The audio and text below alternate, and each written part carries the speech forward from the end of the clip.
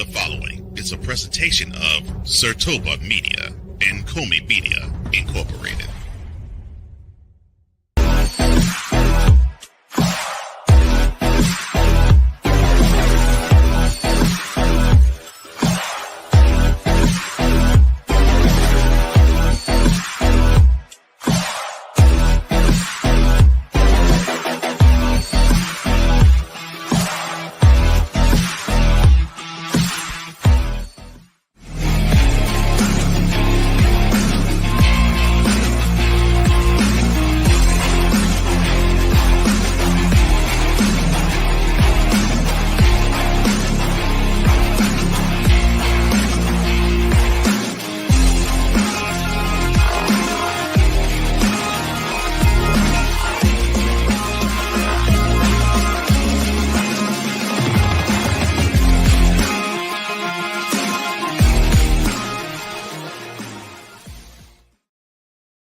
Welcome, one and all. It's that time again. We're back for Total Football Talk. I am your host, Drew Willingham, and we are back for another great episode of action, episode 20 to be exact. And I have a special guest with me tonight. You know, a couple weeks ago, we had the snowman himself, Brian Snow, on our channel on this program to discuss football. And now a couple weeks later, we have the man, the myth, the legend that I met from that program from my brother Snowman here with the nickname that we know as a legendary one that I'm going to click a button and properly introduce him in for. And that is the man, the myth, and the legend behind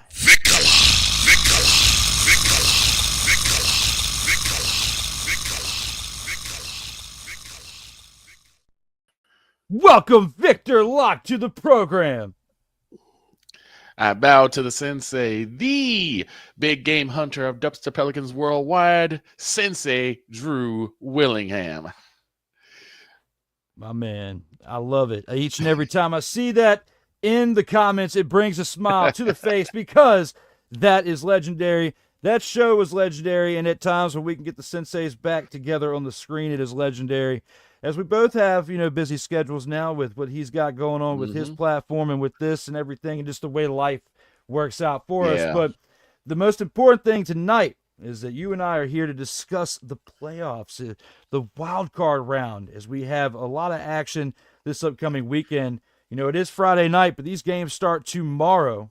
You know, we got college semifinals tonight with Ohio State football and Texas on Saturday.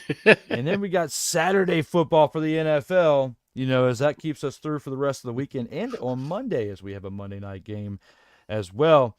But, you know, between the games from this past weekend, we won't recap the entirety of the weekend. And to those of you that I missed on Total Football Talk, earlier this week, as my man Kyle Nash would say. But back on Monday, for those of you who missed me, again, I was down because of the winter weather. We were down with the power and everything for a little bit. So during that time frame on into the afternoon, until I got back home, didn't really have much for power going on until I came back, and it was a warm house, happy and everything. But now, tonight, everything is good, but the winter weather is supposed to be hitting again in a couple hours. So we got to get this thing in with my man, VIKALAAAAAH, just in case anything wild and crazy happens. But the good thing, like I told Cole earlier today, is we have 2 days in between now and the snow. And when we get up on Monday, everything should be cleared up by then, or at least fingers crossed. But Fingers there's no crossed, more snow man. predicted after tonight into tomorrow morning. So, but 4 inches, it's coming. We'll see. 2 inches or 3 inches earlier this week, and now 4. But Yikes. frozen branches falling on lines is never pretty. So No. But VIKALAAAAAH knows, because he's in the Illinois area, in Chicago over there. He knows exactly what it's like in the Windy City to deal with it. Knows all about that deep dish pizza too. So you got to love the Chicago style, man. I got to come over there at some point and get the authentic, not this frozen kind. Yes, you do. Yes, you do. And I know a couple places. Geno's East, usually on like the north side or in the middle of downtown area. Of course, Dono's, everyone knows about that one. There's a couple of really good places that can get that has some good deep dish pizza if you find them. And man, between that and Detroit style, it's tough. It's tough to decide between the two because they're both great pizzas. I mean, that's Yes, like one they thing are. I think Food brings everybody together. You and I, of the heavier sets, big boned, is like they would say on South Park back in the day with old Cartman and everything. We know exactly what it is. We know what it's all about, and it all starts with pizza, I think. Pizza brings everybody together. If anybody out there tells me they don't like pizza, I think they got an issue. Yeah, it's funny because people will say, "Oh, I'm not a big fan of pizza." I'm like, you are not a human being. I mean, pizza has all your major food groups. You got your grain in the crust. You got your vegetables in whatever toppings you have, whether it be olives or peppers. You have your fruit, the tomato sauce. You have your meat with whatever meat you're using, and you have your cheese. I mean, it should be the healthiest food out there. It isn't, but it should be. It should be, but it's, you get the grease, depends on the sauce, the breading. There's a lot of different factors. There's a lot of different pizzas now. I mean, it just goes to show, like, when we're younger, it doesn't seem like there's that much. But then as we get older, I think with everything, the expansion of everything in the millennium, everything is evolved. And it even trickles into sports. I mean, technology, everything, how you and I are even talking right now, from our homes in different states, covering football, something that 20 years ago would not have imagined to be able to do to this caliber, and to be able to produce something like this from our own house, let alone you'd think you'd have to do it in a studio. But the fact that we're doing it, it's pretty motherfather and cool. And to have somebody like you up in here to talk about this stuff, someone with one of the coolest nicknames and transitions of all time.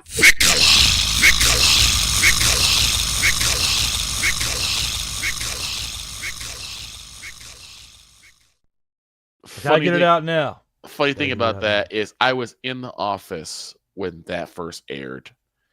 I don't know. No, I was actually on with Snowman. And all of a sudden, when knew Cole was coming in later, we just didn't know. And usually he comes in with the train. He came with that, and I'm like, I've been immortalized. I've been immortalized by the EP of all EPs. I couldn't ask for anything better. Man, the first ever transition Cole ever did for me, like I felt like I made it to the big time. Like he is a legend and deserves so much more. And I hope that the work that we do together and the other work that he does with the mentality and the morning shift, everything somehow becomes a great portfolio for him to make that next step. And if we can make the step with him, that's cool. If we're the supportive hand to get him to that point, that's cool too. But he definitely deserves all the accolades and to be able to reach those heights. And this show today, Total Football Talk XTRA, wouldn't be possible without him. I mean, he gives me all the credit because I created like the spin-off side show to our main show, but the intro, the outro he made, and I make the graphics, but he makes the transitions, and what we've built together with this is phenomenal. But what he's done before and after our project with this, it's been great too. So I look forward to doing many more episodes with him and getting up with you again. We hadn't even started the episode really yet, talking about the main things. That's how you know it's good, when we're talking about pizza and life on up into it. But speaking of that, before we get into our main segments of the show, you living in Chicago, how did you become a Cowboys fan, VIKALAAAAAH? Tell us now. As me being on the other side, we got this rivalry going on. You gotta tell me. It's the funniest thing. When I was in about 3rd, 4th grade, my school struck up a deal with Topps and the NFL, where they would give us trading cards, and they gave us trading cards of all the players. And I was getting into, like, not only would I be able to put them all by the same team, but I started putting them by the same conference or by the same division. And it's just Troy Aikman, Emmitt Smith, of course, the playmaker himself, Michael Irvin. They just exuded at that time excellence. It was like these guys were the monsters that you wish the Bears would have been after 85. And these guys were still just stomping. They would put on good games. Even if they did lose, they put on tremendous games, like against the Commanders or the Redskins back in the day, as well as the 49ers. They were putting out banger games. And it's like, I love seeing it. And they always would like fix their mistakes. And that's why they had the Super Bowls that they had, So it was just, and people even were like, if he was like, you're in Chicago, why aren't you a Bears fan? I'm like, I'm kind of a Bears fan, but they don't really speak to me like the Cowboys did. It's just like with Snowman. His thing is 49ers. And he's Chicago too. The trifecta with the Cowboys would really ended the dynasty in the late 90s is when, of course, Michael Irvin's injury, with him, that was definitely a big blow. Aikman was taking, hit after hit, with the offensive line changing up and going to different places, people taking money here and there or retiring or whatever the case may be, because they got everything out of the pieces that they have for that third and final Super Bowl in the 90s. And they even did it without their coach, so they did it with Switzer in there, filling in.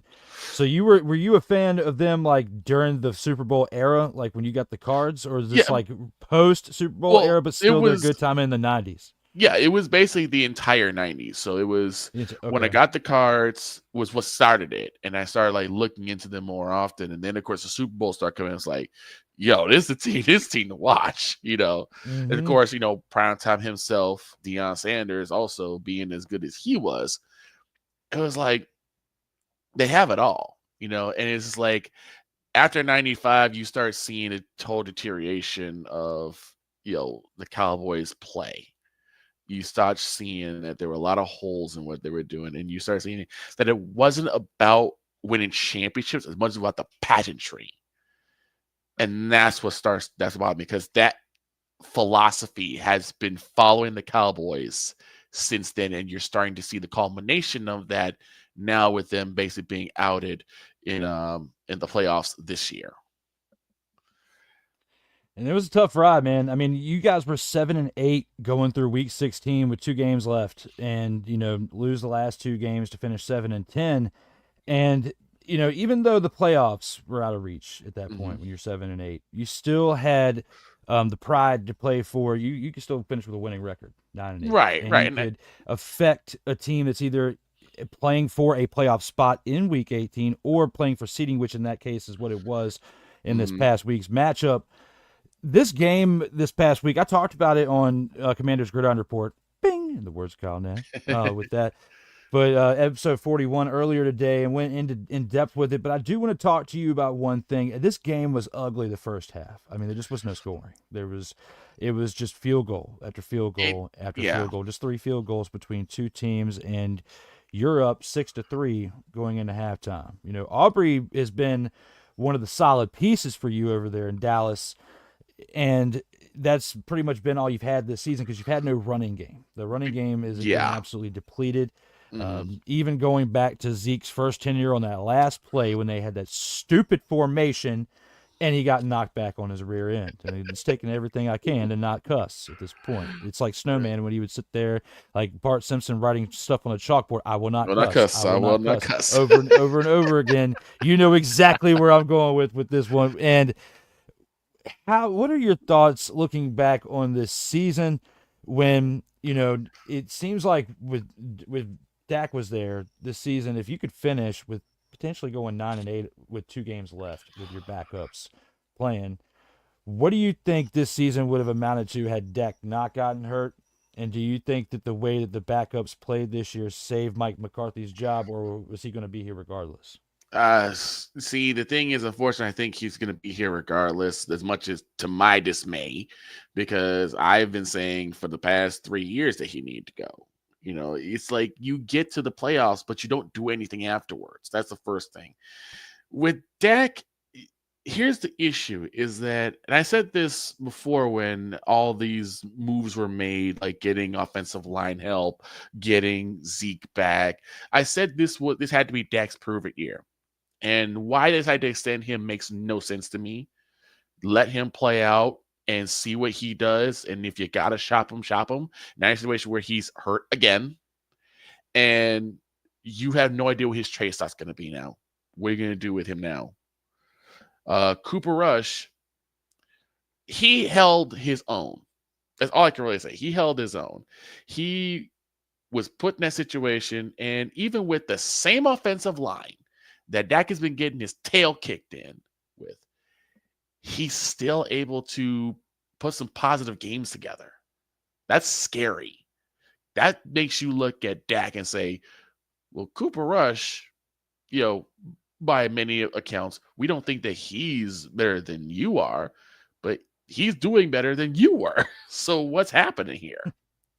What's happening here? As far as Rico Dowdle goes, he's been very solid, and I think he's going to be the one to take over the running back duties, and I think he's ready for it. I think he's shown that he's progressed to being a good running back, and hopefully he will be that bell cow running back that we look forward towards future. And then we got to about Kevontae Turpin. I like him on special teams. Yeah. They've actually put him a couple times behind Cooper. They have him do some running back duties. He's fast. That's what's really helping him is he is fast. Because when I remember him doing some of these returns, I'm like, there's no way he is that fast. So I think what they need to do is they need to really work with him. If they are going to start doing these packages of having him either being the lone back or him being a wide receiver, wide out, you're going to have to really work on him looking for cut lanes. And if you're going to make him a screen runner, you're going to make him a return man, or you're going to make him an actual wide out that learns all these different routes. But that line's got to start first. That's got to be the Cowboys' main focus, is starting off with that line. It's got to start there, because for Dak to take the sacks that he did, for Cooper to take the sacks that he did, and they're not providing any lanes, you're not going to play winning football that way. When you can't take the pressure off your QB, you cannot win that way. Oh, man. It was absolutely...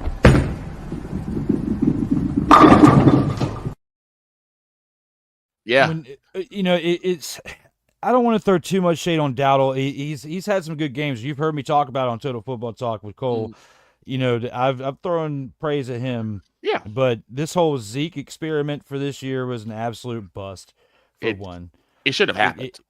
No, and now that he's with the Chargers is laughable too. I mean, what are they really going to do with Zeke? One rush for 2 yards if he even gets that? So he said, some games like one rush for -2 yards. I mean, it's been absolutely dumpster Pelican worthy. Yeah. And, the mismanagement from Jerry Jones is why they've taken the one button that I will save to click for some other things that we're going to be talking about here shortly. But when it comes to this team right here, there is promise for the future, I believe.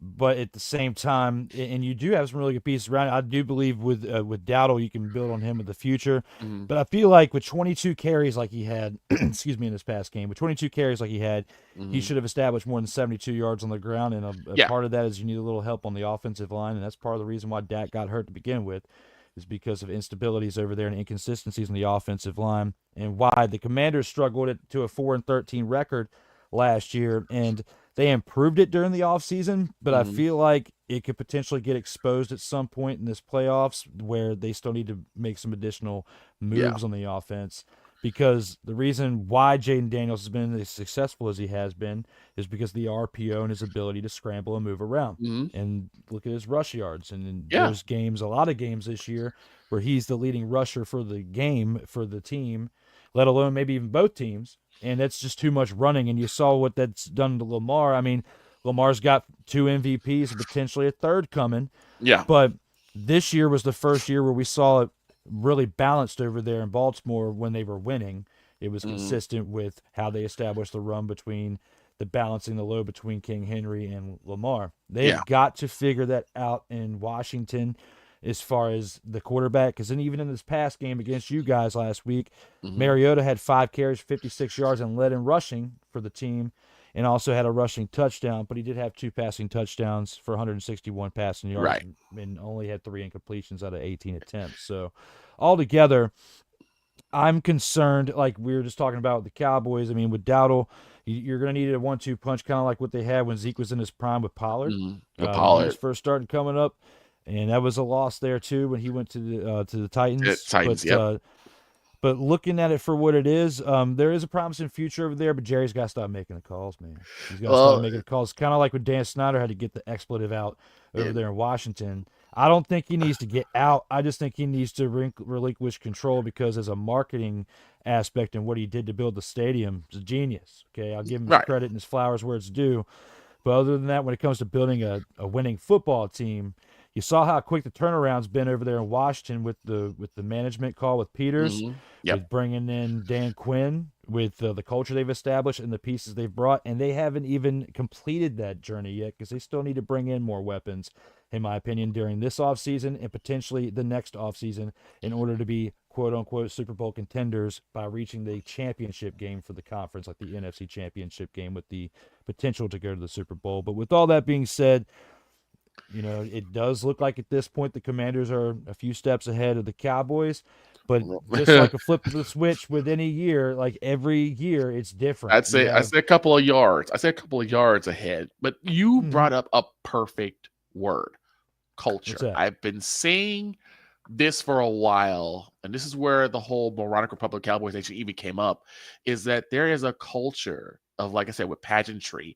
It's not about going out there, scoring touchdowns, winning football games, and putting yourself in prime position to get the Super Bowl.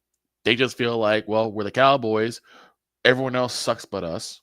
So we should be able to just go and do what we need to do, and we win.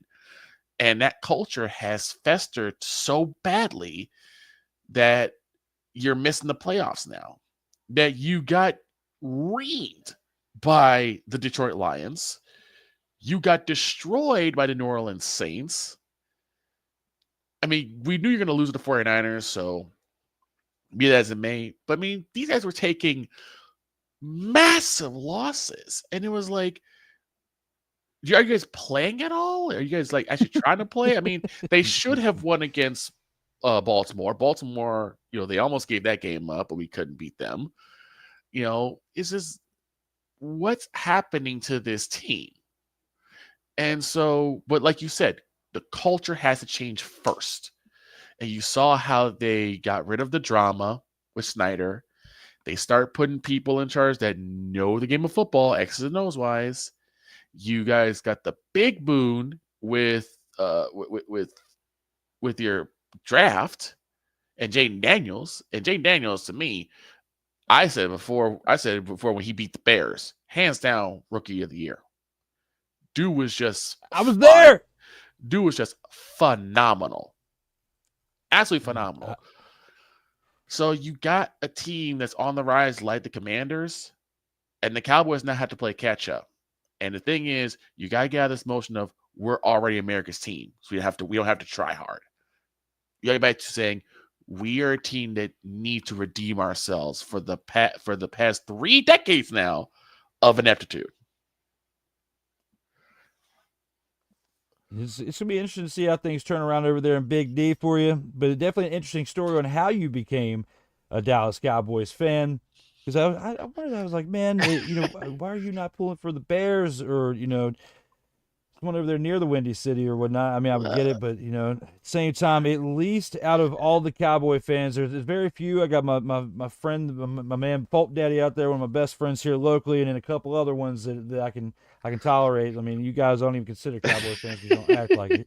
But you just, unfortunately, you did make one bad decision, and you're dealing with it. But I mean, hopefully it turns around for you into where it's not as much of a bad decision, because people were saying the same thing about me with my choice of team. But I've been with this team since I was in Huggies. Okay, yeah, back in the day, 38 years ago, I was in these clothes, and I've now, even several years ago, have the original logo tattooed on my left arm in a half sleeve. I can't get rid of it, and I'm not going to get rid of it, even if I could. No. But it's I'm a relic now, and I have to stick with my team, even though the previous ownership made a bad choice in what the name was changed to. I'm not mad that the name was changed. I'm just mad that it was changed to something that sucks. But I'll be supportive as long as they are now coming back around with supporting the history, and we may have a chance of seeing the logo back with the name that's more appropriate for the snowflakes out there to not freak out about, because this whole thing became political to begin with. But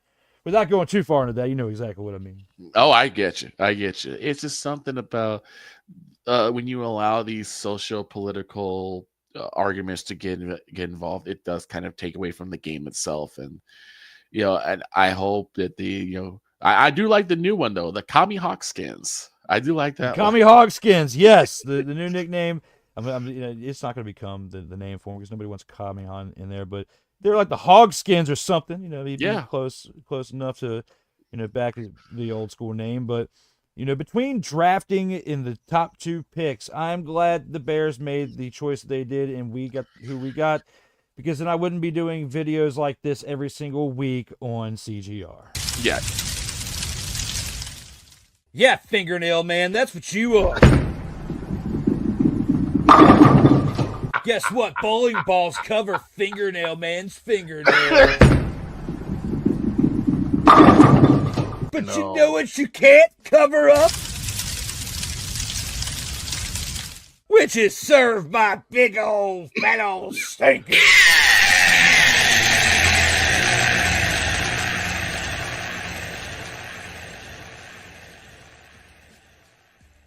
You got me with fingernail, man. Oh my gosh. For those that don't know, yes, Caleb Williams, he likes to paint. I don't know what the heck he wants on his nails. Makes it more aerodynamic.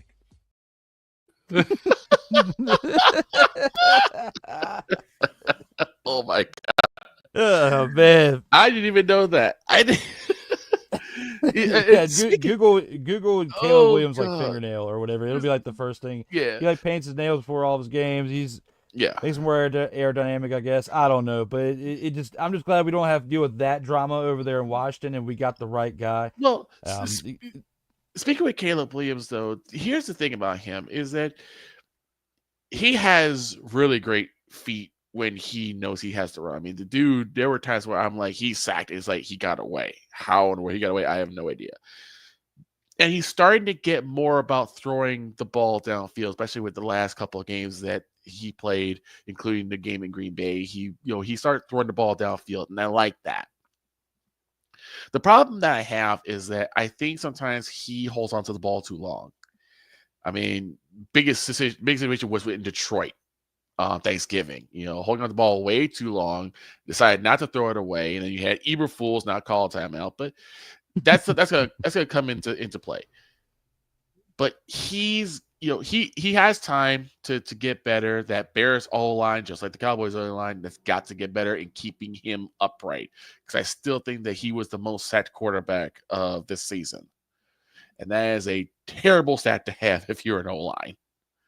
So I hope that, Caleb can stay healthy, because after what happened with Justin Fields, he got beat up so bad he went to Pittsburgh. Mm-hmm. I know when you said, like, I'd rather be in Pittsburgh than be in Chicago, that's a problem.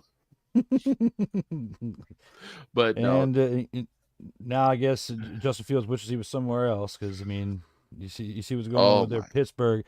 4 straight losses. Russ is still the quarterback, and they're probably going to lose to the Ravens in the first round, which we'll break down here shortly. But one more question I have for you, since we're right outside the holidays. When it comes to football and someone from another sport speaking out of turn, had something to say about Christmas Day games should belong to the NBA and not to the NFL. What do you think about his statement? Well, I'll say this. I mean, I guess credit to him for trying to stand up for the NBA. The NBA has been known to have Christmas games and all that, but the Christmas games don't really mean nothing. I mean, I had much more fun watching these football games on Christmas Day than watching anything the NBA has had to offer. The NBA has been god awful to watch, and a lot of it is because of Yo Kang. And if you're not going to put up the numbers and put up the play to get your team in the playoffs, I don't want to hear from you, sir. Mm-mm. And it's crazy. He sat there and said, "Oh yeah, this is supposed to be our day." You can't make it your day. The fans do that, and the fans don't watch you on Christmas Day. The team is 4 games over 500 right now. Don't get me started on Yo Kang. Because coming up soon when, the football season ends and, I'm down to 1 football show a week and not 3 between this and Total Football Talk and Commander's Gridiron Report. And we're just down to Total Football Talk, talking about UFL and CFL and then whatever occasional NFL news during the offseason.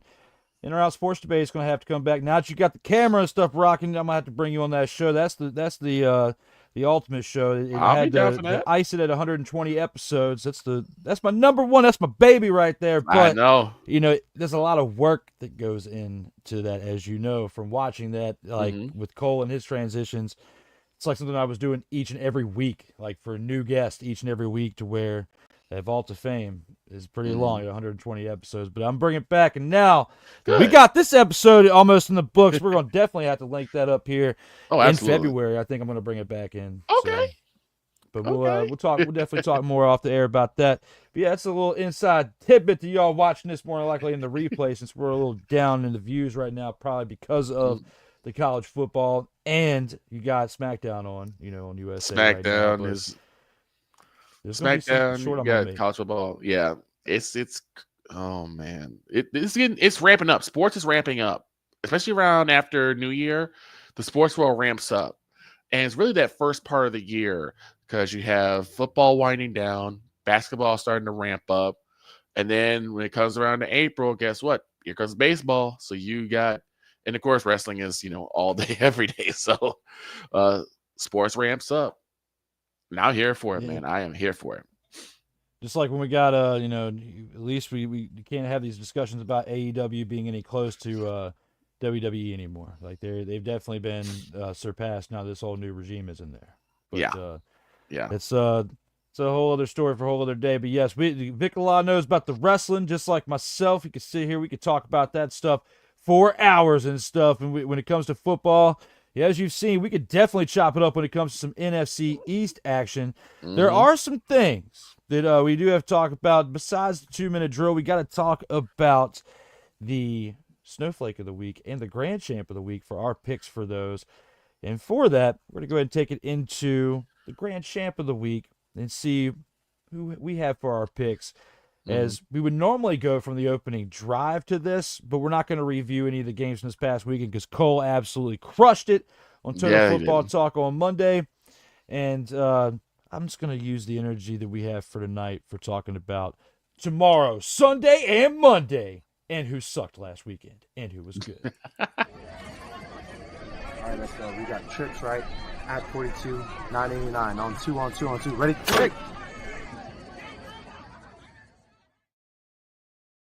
Total Football Talk Extra.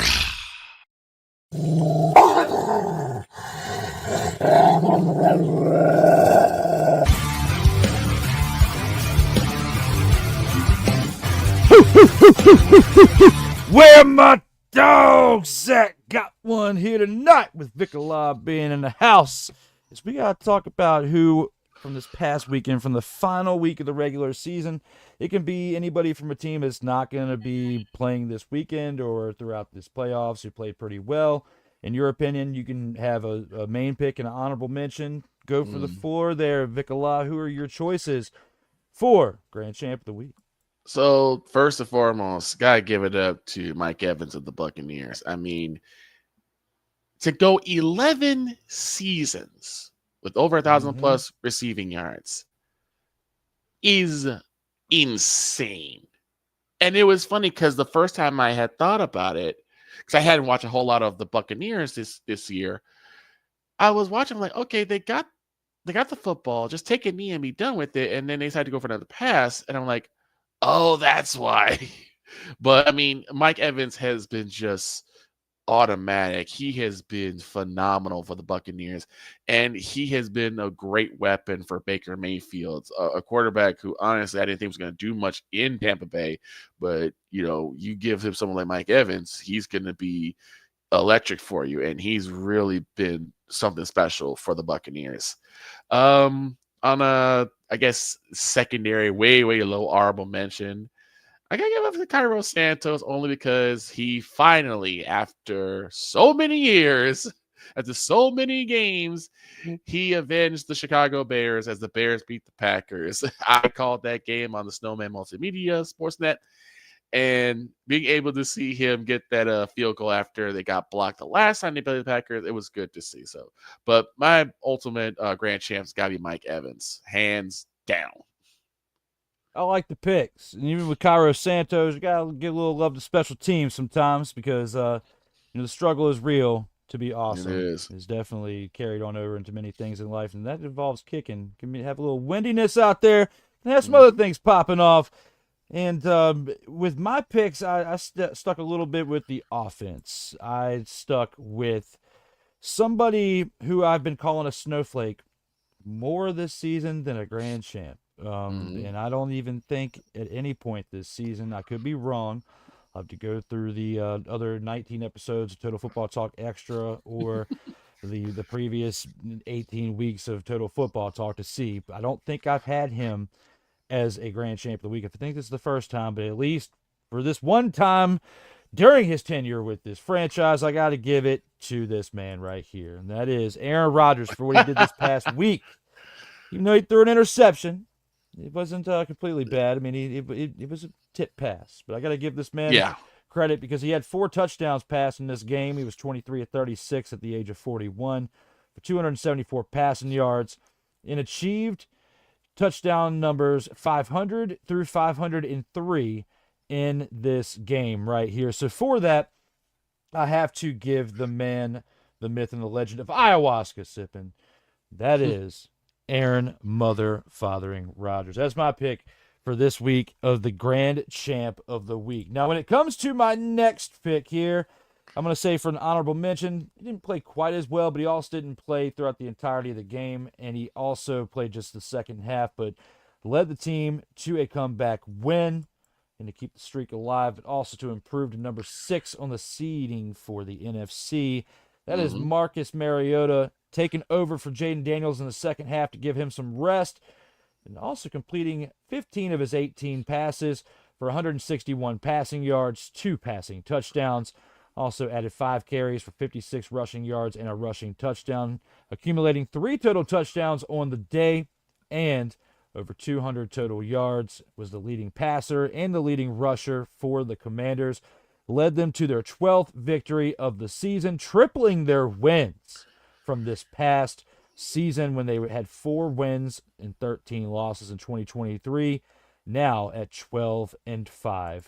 For the 2024 season. So those are my picks. I would say that would be Aaron Rodgers and the honorable mention of Marcus Mariota for myself and VIKALAAAAAH between our picks. He had some nice picks, especially on the fly. I had to give credit to VIKALAAAAAH for coming on in here and giving us some good grand champs of the week. But also I had to recycle those, man, because I didn't have them on Monday for the main show. But and now, Marcus Mariota has been amazing. Marcus Mariota has been amazing, and it's good to see him be that veteran to help out Jaden as when he would, when he's getting injured and stuff like that. It's good to see Marcus Mariota. That's the other thing I've been noticing, because you saw the same thing with Andy Dalton on the Carolina Panthers when Bryce Young got injured, and then Andy Dalton got in, then Dalton got injured. Now Bryce Young came out. And Bryce Young, the last couple of games, looks pretty doggone solid. And I want to see that progression as well. But yeah, Marcus Mariota has been a joy to watch.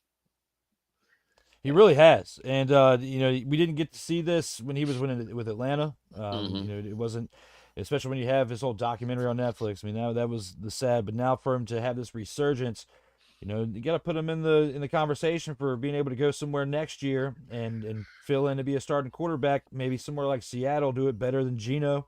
Or unless they're trying to go completely young, or to a team that they need a bridge quarterback. It didn't quite work that way in Washington because Jaden was ready to take over on day one. But when it comes to what he's done, he's had an effect on Jaden in this offense, and especially the few times he's had to come in for garbage duty or to help out in some way this season, he's been ready to play. I mean, he has done his job and to the best. And when you look at it for what it is, only 3 incompletions from this past week, doing what he did and, leading the team to the win, especially in a rivalry game against a team that was still playing hard, even though they were mathematically eliminated from the playoffs. I mean, he did what he had to. The Cowboys were still playing. They were still trying, and they showed throughout that second half because it was going score for score, and they had 5 lead changes throughout the second half. Right. So, for what it is, here and now, those are our picks for the grand champ of the week. We're going to go ahead and take this on into the snowflake of the week. so we can give you the bad ones.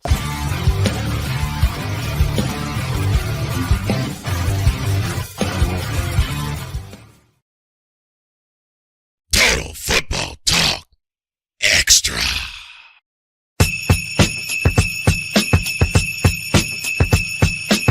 Hey, mother, father, and cold outside. It's about to get real cold up in here with the snowflake of the week picks. Boy. For his picks for this week, we'll let Vikala, our guest, go first. Well, it really comes down to just one pick, and that is Mr. quote-unquote Unlimited, who led 4 straight losses for the Pittsburgh Steelers. I'm talking about you, Russell Wilson. Can we please stop thinking that Russell Wilson's going to turn the corner? It's over. Let it go. I don't know what happened to him, but since that failed Super Bowl game, he has looked horrendous. Then they brought him to the Broncos, and he looked even worse. And now, somehow, by some massive miracle, he looks worse in Pittsburgh. It's not just the play, though. It's the decision-making that just drives me nuts. It's like, you should know better. And you're still making the same bonehead decision you made in Seattle. Russell Wilson is almost completely responsible for 4 straight losses, and the Pittsburgh Steelers, who had a really great chance for a high seed, now looks like they're about to get bounced out in the first round. And with that, it's no other person comes close. It's obviously going to be Russell Wilson. I like it, and I was on a similar picking spree within the same organization. And you, I like where you're going with it. And if I didn't go with this pick, I would more than likely have picked your pick. But I had to say some things for Vikala, and he got his pick in with Russell Wilson. But I'm staying within the organization and going with the coach, Mike Tomlin. He's been on the hot seat for many seasons, and he still led his team to a winning record yet again. He has not had a losing record throughout his tenure as a Steelers head coach. However, when you have 4 straight mother-father-in-laws, it's like Vikala just said, for the quarterback, for Tomlin's quarterback. But you're the one leading the ship. You're the one who wanted to bring in Russell Wilson and have this quarterback fiasco between him and also Justin Fields, who we just talked about earlier, coming over from Chicago. 4 straight losses. Mike Tomlin, head coach. Look at the sad face. Keep it in your mind. He's upset. He's yelling, and he's pointing. He's not happy, and he's not going to be happy when we have to talk about his team here in a few minutes going into Baltimore. Now, looking into this one right here, this is my honorable mention. Jimmy Garoppolo. Main reason his nickname just sucks. Hate Jimmy G. Jimmy G. not a cool nickname to me, and for that, he's number one reason why he's Snowflake of the Week honorable mention. He should be in this pick every week. But there's other reasons why for this one. He led his team in a loss that messed up playoff seeding to where they have to face the Vikings this week instead of facing the Commanders. So a tougher matchup for them. By him leading the team to the loss, you would think that you would want to face the Commanders instead of the Vikings, considering how tough a division they're in. And even though they got smacked around by the Lions in the final game of the season, you got to take them seriously in the playoffs for what they've done throughout the year. I mean, they did that against the number 1 team, losing that way. The other 2 losses didn't come as easy, and you now set yourself up to be another victim of the Vikings machine running through you. And it all started with the one with the nickname that sucks, Jimmy G. Honorable mention for myself this week for Snowflake of the Week. And I would say, again, my head coach with his sad face here, Mike Tomlin, is my main choice. Grumpy pants. Straight losses as a playoff. Just so upset as the Snowflake League here on Total Football Talk Extra with my man Vikala, as we are here for episode 20. An unexpected episode, but you can thank the winter storm from earlier this week and maybe one that's coming here in an hour or so to contribute towards why we're having it tonight. But it worked out to where Vikala is here for the first time on what Ryan McCarthy and I would say was extra Total Football Talk Extra. But with extra, we are going to do one thing that we normally do on the main show before we get into the main topic of the 2-minute drill. We're going to take our one and only commercial break on this episode as we transition from the Snowflake of the Week into the 2-minute drill. We'll see you guys here in about 2 minutes. All right.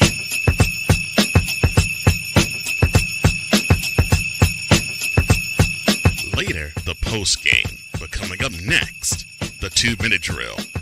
This is Total Football Talk. Comey Media Incorporated. Creating content magic in the real world.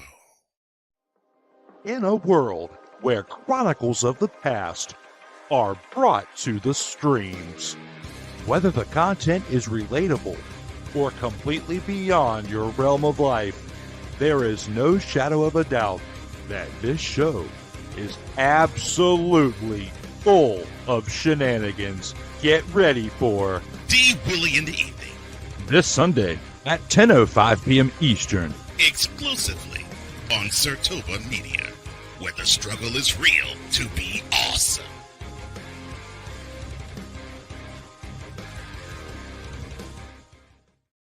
Hey, ladies and gentlemen. Hey, look. Hey, stop playing games. Y'all already know. Go ahead and toss him some Willie Bucks. Ain't nobody playing around. Hey, $sign D Willie 87. Go ahead, hit him up on the Cash App, and go ahead and give him some Willie Bucks. Look at Drew looking stoic, ladies and gentlemen. Stoic on that $10 bill. So go ahead, slide my man over some Willie Bucks, and we good. That's all I'm saying. We good. How about some Willie Bucks? Sertoba Media, where the struggle is real to be awesome. Oh, yes. The tradition, the pageantry, the spectacle, the history, the slut. Wait. I gotta rep my brother's stuff right. All my DMV soldiers, stand up! And welcome to the Commander's Gridiron Report. If you want your commanders to be repped right, well, D. Willie is your man. Commander's Gridiron Report. Every Tuesday at 1:05 p.m. Eastern, 12:05 a.m. Central on the Sertoba Media YouTube channel. Music by J. Cool. Where my soldiers, right side, commanders. Where my soldiers, left side, commanders.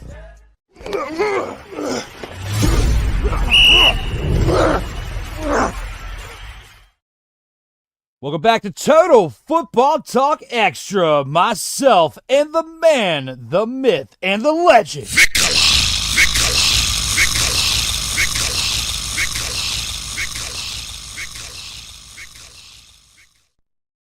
Our mother, father, and here to bring you football and shenanigery at its finest. Welcome back, VIKALAAAAAH, from our one and only commercial break there, sir. Thank you much. You're welcome. Yeah, hopefully it was entertaining. It was. We had some voiceovers from Cole. You know, the EP of the EPs. I do my best to do it, but you know. I remember seeing that Willie Bucks commercial the first time, and I lost it the first time, and then I heard it again, and I lost it again. Man, it was great. It was Darrell on here. It was one of the In or Out Sports Debate Trios editions. Me and him and Kyle Nash on there. And he just popped it off. I mean, I back then, because he was talking about the Willie Bucks, sending me messages about it. So I told him, I was like, I'm gonna pop the graphic up, and you just do a promo, just like wrestling. You do a promo. He did it. Did the promo, and now we have I took that voice clip out of it and made it into a little commercial clip. So just doing the best I can out here to show the love with everybody else who. I might find a clip out of this episode tonight. We could definitely recycle into something. Because I'm not like the EP of all EPs, but definitely a good understudy. You know what you're doing. You do exceptionally well. You do exceptionally well. I appreciate it. He tells me I'm modest, but at the same time, I know I'm not at his level, but, he's acknowledged it, like I've been on my own level doing some cool things even before we got up in it. But I will tell you and tell whoever is watching, whether it's on or off the air, that I have gotten better since working with Cole. He's great as someone to work with doing this, but also as great as a person to help you out here in these streets too, as just a human being. So shout out again to my man, Can't give them enough shout-outs. It's how it is. It's how I feel out here. Got to show the love. But we do have some love here in the chat that we have to talk about as our guy from the grind that you can watch a wrestling show that's on Sartoga Media every single Saturday, brought to you by my guy, Corey Mann, at 4 o'clock p.m. Eastern. He comes in with Extra. So tomorrow at 4 o'clock, you can find Extra Wrestling Edition news when it comes to what he has to say. Okay. He's got special guests on there, and I'm hoping at some point soon we can work out to where I could be a guest on there, talk about some wrestling. We just got to work it out with scheduling and stuff. Absolutely. I know we've talked about it in the past, but now that he's got this thing fired up, I'm looking forward to coming on there and talking about some wrestling because he knows I'm spot on, just like when I called Michael Penix replacing Kirk Cousins, and this was back in the offseason before we even got here when we were doing the Air Out Sports debate, and he told me earlier to not bring that up, but I had to just because. You got to. I have It's to. the news. It's a great call. Yeah. And I'm going to be honest. He knows here, just for entertainment purposes also. I was bluffing. I was just having shenanigery. I was just talking out of my expletive. And now look at it come into fruition. It's wild. And yes, he's walking. He took the trash can, he dumped it in there, and you can see the walking emoji. He is walking away from that one. He don't want to deal with it. But as we were talking about Russell Wilson, the Steel Curtain, and Mike McCarthy, not Mike Tomlin, not Mike McCarthy, Ike doesn't give a fuck. Comes in with the Steel Curtain. I thought you were a Giants fan, bro. Don't you be jumping on a bandwagon because you're like TJ Watt. You've been in here talking about your Giants before. I don't want to hear anything about you talking about Steel Curtain Ike. And Mickey comes in with, hi, everyone. Mickey Delaney is in the mother, father, and house, as well as the grind with the shocker right there. But we also have our brother from the Snowman crew, VIKALAAAAAH, from Ryan McCoffey. Espresso McCoffee, my friend. Always good to see you. And hey, Drew. So I got VIKALAAAAAH and hey, Drew. Lava. Nice. Well, thanks, Mr. McCoffey. I'm going to make sure I cut this into a clip and send it to your expletive because that was a good one. You give it to VIKALAAAAAH and you give me the elbow. And this is what I have to say is my version of. You guys want to hear a fucking story? Come on, Bishop. Tell him. Hell to the no, to the no, no, no, no. Hell no, no, to the no, no. And of course, Mickey warning Ike because sometimes he does not stay in his lane. Ike, stay in your mother-fathering lane. And that is where we're at right here and now on this edition of Total Football Talk Extra. Now, when it comes to the comments, when it comes to what we have left, the main piece we still have to get to, and that is the 2-minute drill, where we're going to talk about the games on the slate for this weekend. We got 14 teams. And when we get down to next week, it's going to be a little bit different because when it comes to this bracket, it's going to go from these teams right here to where we're going to have literally 4 games the following week and then 2 the following week, and then it's all down to 1 game. So when it comes to this, we're going to talk about this and much more and what we like to call here on Total Football Talk as the 2-minute drill. And looking at buttons to click, I don't know if it might have got misplaced, VIKALAAAAAH. Uh-oh. There's supposed to be a 2-minute drill button here, but I think I might have, or it might have been that the interwebs are messing with us. But you know what we can do? Like we had a little cheat earlier. There's a way we can go back into this. I can always edit this out because we got to take this into the 2-minute drill.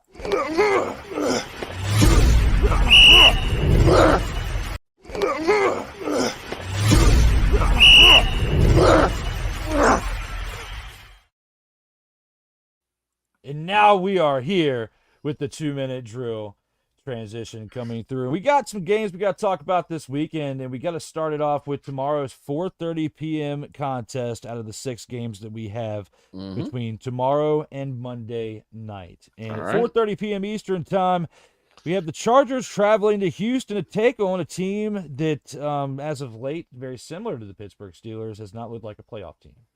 And that being, unfortunately, our buddy Cole Johnson's Houston Texans. The Houston Tomorrow at Texans. 4:30 p.m. Eastern time. What do you think? Do you think Lab McConkey and company on offense with Justin Herbert get it done against Houston as the away team? Or do you think Houston steps up and their defense holds the Chargers and they get the win the first week of the playoffs? I actually think that Houston's gonna hold strong. It's been a really tough sophomore year for CJ Stroud. You're seeing it. You're seeing that he's making a lot more mistakes than he usually does. He's not taking care of the football like he usually does. And I think they relied on him a little bit too much, and you're not getting Mixon involved. You're not getting a lot more of the run game involved. So I'm definitely seeing that. The Chargers, they're getting better, but I don't think they're there yet. I think this is going to be one of those where it's like they're the bridesmaid for 1 more or 2 more years and not the bride. So I'm giving this one to the Strouds, aka the Texans. And the Chargers did end the season with a 3-game winning streak against the Broncos for one of them. And looking at how the Broncos, ended their year, especially in the fashion of which they beat the Chiefs in that final game of the year, which Carson Wentz just needs to go ahead and hang it up. I mean, that was absolutely terrible. But yeah. When it comes to that, you also beat a bad Patriots team and you beat a bad Raiders team. The 3 wins that you have, this 3-game winning streak, is against 3 teams. You could say the Broncos are a losing team in recovery and working their way back into prominence, because for what the Broncos have done this year, they did make it to the dance, and they did beat the Chiefs in the way that they did, and they did get the double-digit wins. But 10-7 is not what it used to be when it was 10-6. Yeah, it's a little bit diluted, in my opinion. When you get to 10 wins, it's not as much of an accomplishment. You need to get to like 11 plus wins in a year in order for it to be a true successful year. And nowadays, especially in the NFC, you need to have 11 plus wins just to make the playoffs. It's a wild card team, unless you're in the division with the Tampa Bay Buccaneers.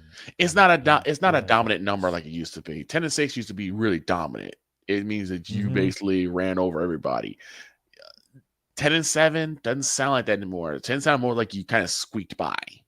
So yeah, it's the Broncos though. The Broncos are a surpriser team. You just don't know which quarterback you get. You're gonna get Bo Nix or Mo Picks. You don't really know yet.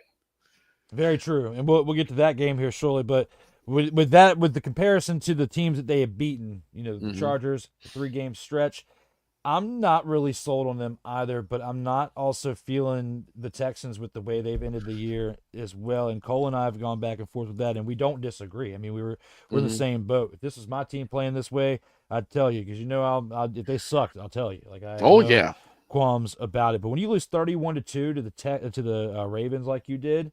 On Christmas, that was an embarrassment on Christmas Day, and you're supposed to be a playoff team. Coming off the way that you were playing last year, you're supposed to improve. I get sophomore slumps, but this isn't on the quarterback. This is on the entire team. Yes, the entire team that takes it. The defense, D'Amico Ryans being a very strong-minded defensive coach, coming from playing on the defensive side, you can't be giving up, losses like that, and then you bounce back against the Titans for your final game, but you're playing against a gift that keeps on giving, like Cole talks about, and Will Levis and the racist known as Mason Rudolph. And we talked about him multiple times on Total Football Talk, Miles Garrett. Ching. Now, when it comes to that, Chiefs, Texans, of course you're going to lose to the Chiefs, and you beat the Dolphins. So you won 3 out of your last 4 games. And but that game against the Ravens, like you win this week and you got to play the Ravens next week. It's over. Like that's gonna hurt. That's gonna hurt. So we'll definitely talk more about that one later. But I will say I agree with you. I feel like the Texans win this one. It's going to be close. Yeah, it's going to be ugly. I will say this: if it does go in the way of the Chargers, I will not be surprised based on what they've done. They got 11 wins this year. And they could have had 1 or 2 more in some of the way that those other games went. I really like what Jim Harbaugh's done in 1 year. Just goes to show you, like what we talked about earlier with Washington, culture and establishing it and changing it. It can literally flip overnight with the right people in place. It can. When you put your aces in place, is what they like to say. And he proved it on the college level with Michigan. He damn near did it with the 49ers when he was there for his first head coaching tenure. And now he gets the opportunity to do it with the Chargers. I will not be surprised if the Chargers do pull this one off and we are both wrong here. Yeah. But I'm going to stick to my guns and say the Texans win this first game at home for the first week and the first game of playoff weekend. Who's giving them the business? Now for our second game that we have of the of Saturday of two games, the 8 o'clock game between the Steelers and the Ravens. Do the Steelers end their 4-game losing streak? Not. That was on purpose. But do they end their 4-game losing streak, or do they add to it with another one and have 5 straight losses to end the season? No. The Steelers looked like a team that was deflated. They had no sense of urgency. And I do not see that changing, especially they've already gotten their tail kicked by the Ravens twice now. Mm-hmm. And you have a Ravens team that looks like they are ready to shock the world. They've already been doing very well. The only hiccup I have is they've got to give Derrick Henry the football more than what they've done. I'm tired of seeing Derrick Henry getting only 7-8 carries. He's got to at least be getting 30 and over 200, because you know he can do it. And stop making these QB draws and QB sneaks for Lamar Jackson. Let Lamar Jackson stay in the pocket, survey the field, and throw to the right guy. You've got great receivers, and now you have a great running back. It's have you to be the quarterback. It's have you to be the guy in the pocket, making the correct reads, making the correct throws. That's what I'm hoping for the Ravens. I think they do it here because, like I said, you're going against, even though the defense has been pretty good with Pittsburgh, they are a team that is almost completely deflated. And I'm thinking that the Ravens may end up running away with this one. It may be a third quarter rout for them.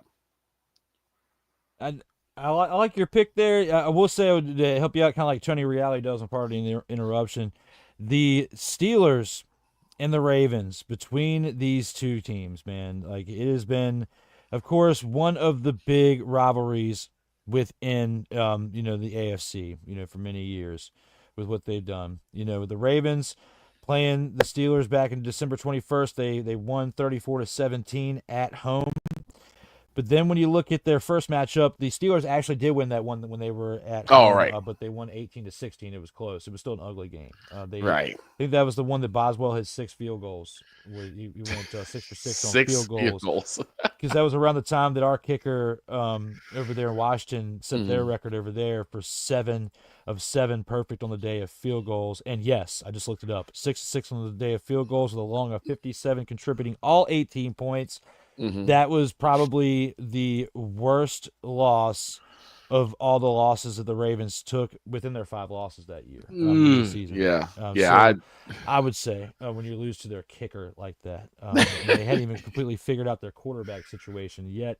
When it comes to this game for the playoffs, I don't have any hope in the Steelers. Unfortunately, I wish that they were playing better than what they were, because being over there, we kind of have that beltway rivalry between the Ravens and the Commanders. So I'm not pulling but for the Ravens by any means. I'm not trying to make a dig. I'm just saying I'd prefer the Steelers to win the game, but they don't. Yeah, they need some more weapons, and we're not even quite sure if who they have at quarterback is going to still be there next year, and they need to figure all this stuff out. Put a little bit more work into the offense and get some help around TJ on defense that can stay healthy. Because they've had some issues over there with health. So I'm going with the Steelers losing to the Ravens in Baltimore for my pick, and going to agree with VIKALAAAAAH on this one. Hey! Who's giving them the business?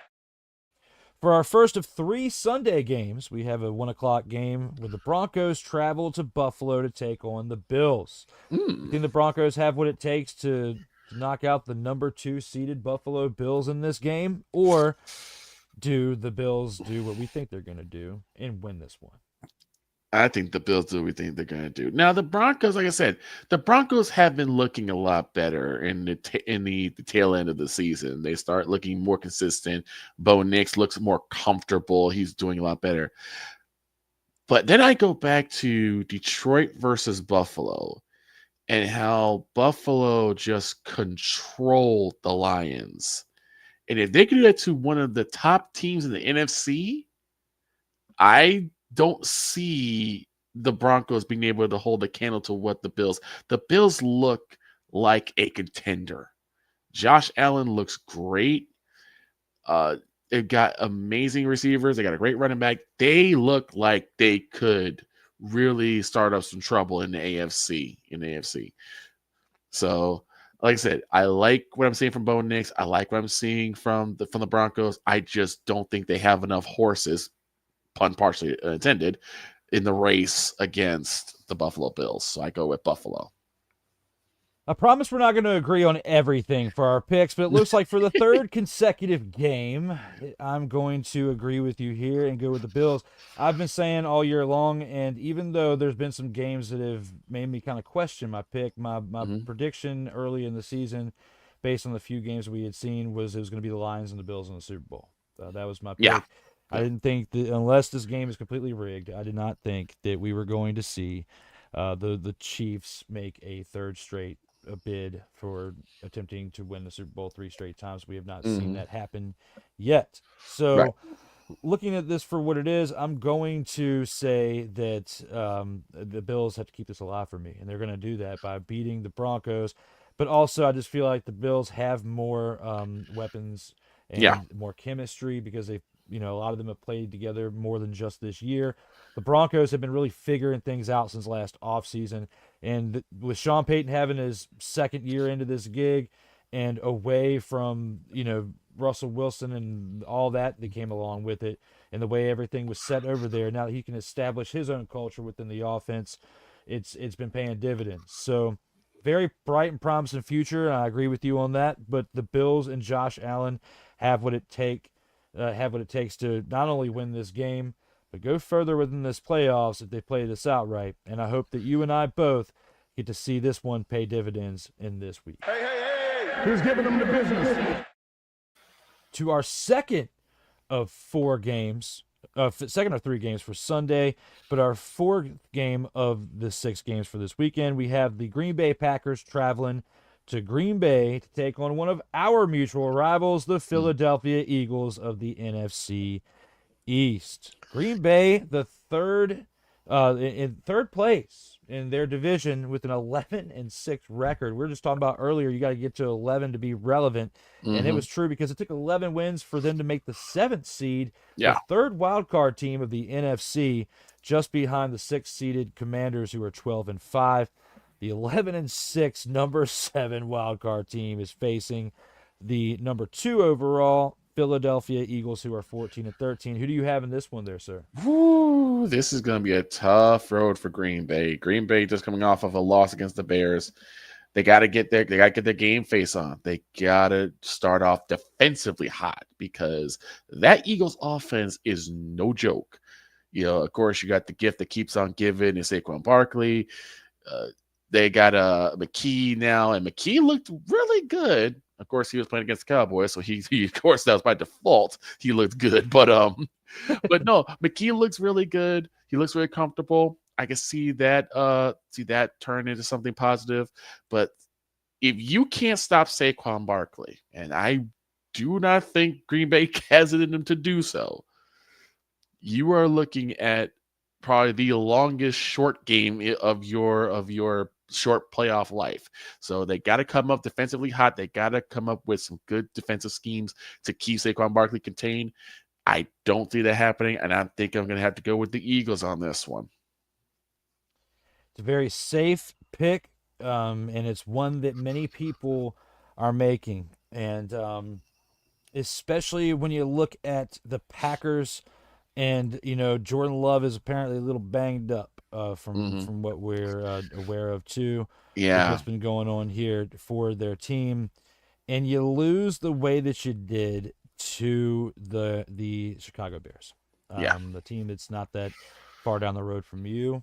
A team that, even though you just told everybody here on Sartoga Media today, why you're not pulling for your hometown team, because your cards straight in. And of course, I think that worked out better for you, because at least you've had some more entertaining moments being a Cowboys fan, for good or worse. Yeah. Than dealing with Eberfools and as we've talked about for this team known as the Bears. But when it comes to this, losing 24-22 to them, you don't have Jordan Love in here. He played the previous week.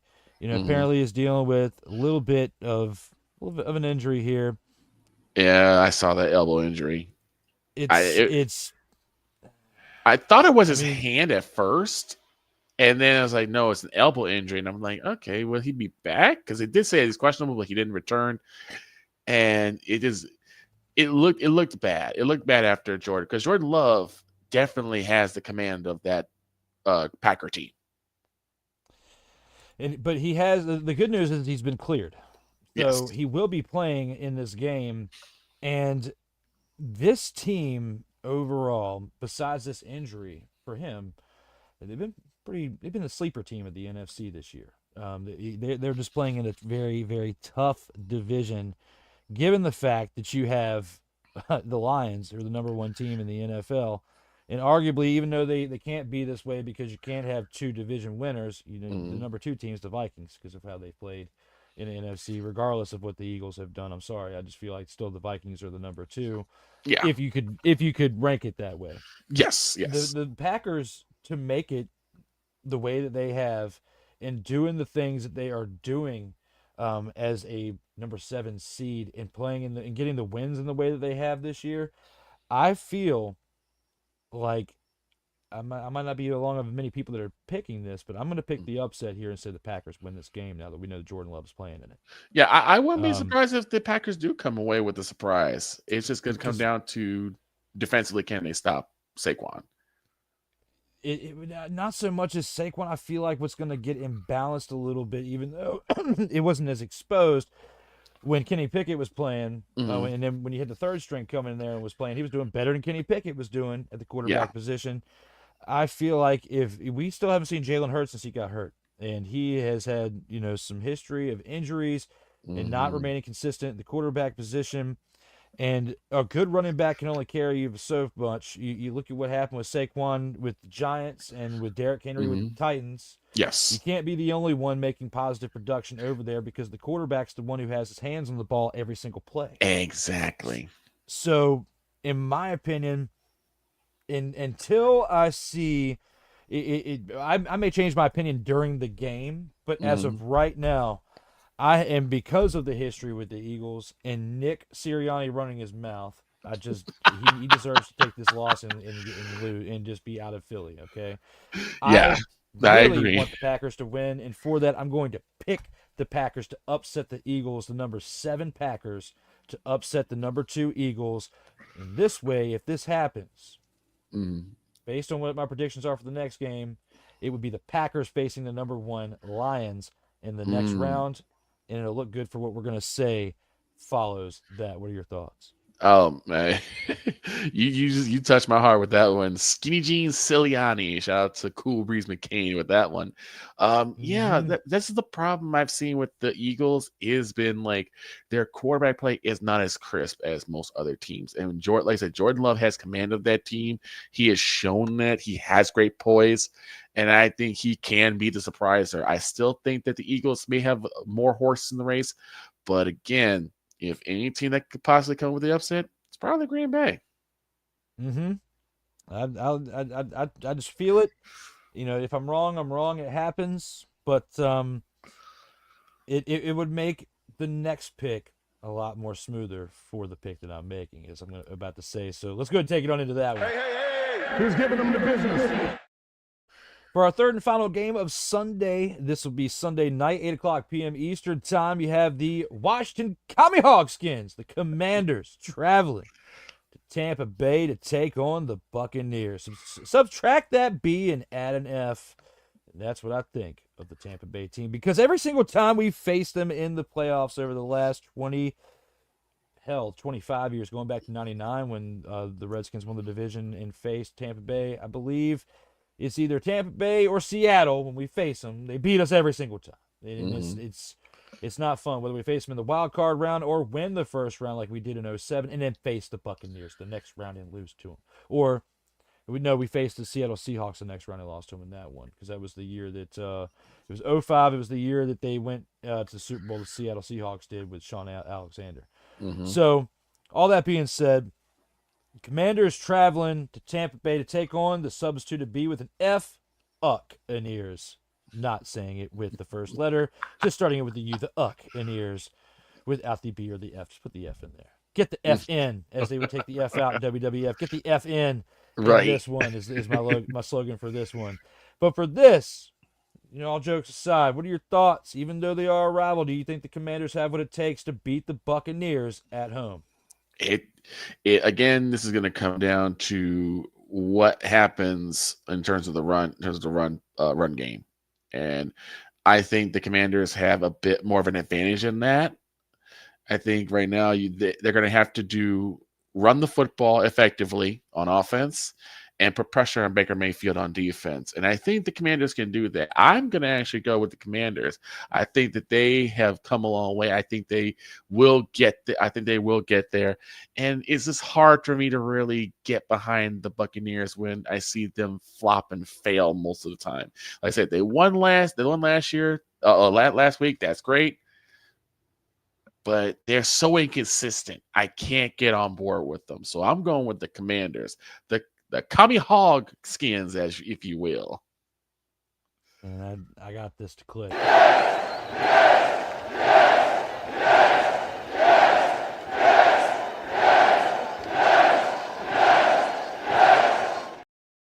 what I'm talking about, because that's how I'm feeling right here and now. Someone who likes the same football team as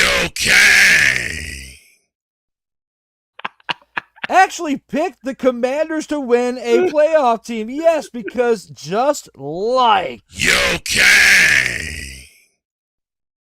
VIKALAAAAAH is, as we've already established for the first hour and 15 minutes of this episode, a Cowboys fan. But he is not part of the group for the buttons that Cole and I click, especially when it comes to Tyrone Alizé McDermott. He is not part of the TAM group. He's not Tam, but he is a Cowboys fan like him, and he just picked the Commanders, and that brings a smile not only to my face, but to my heart. And going in to this Sunday contest, because I still have to give my prediction, if we have a Cowboys fan on here predicting that the Commanders are going to win the game, what do you think I'm going to say? What do you think I'm going to say here tonight? I'm definitely going to say that when it comes to the number 3 seeded Tampa Bay Buccaneers, this is what's going to happen.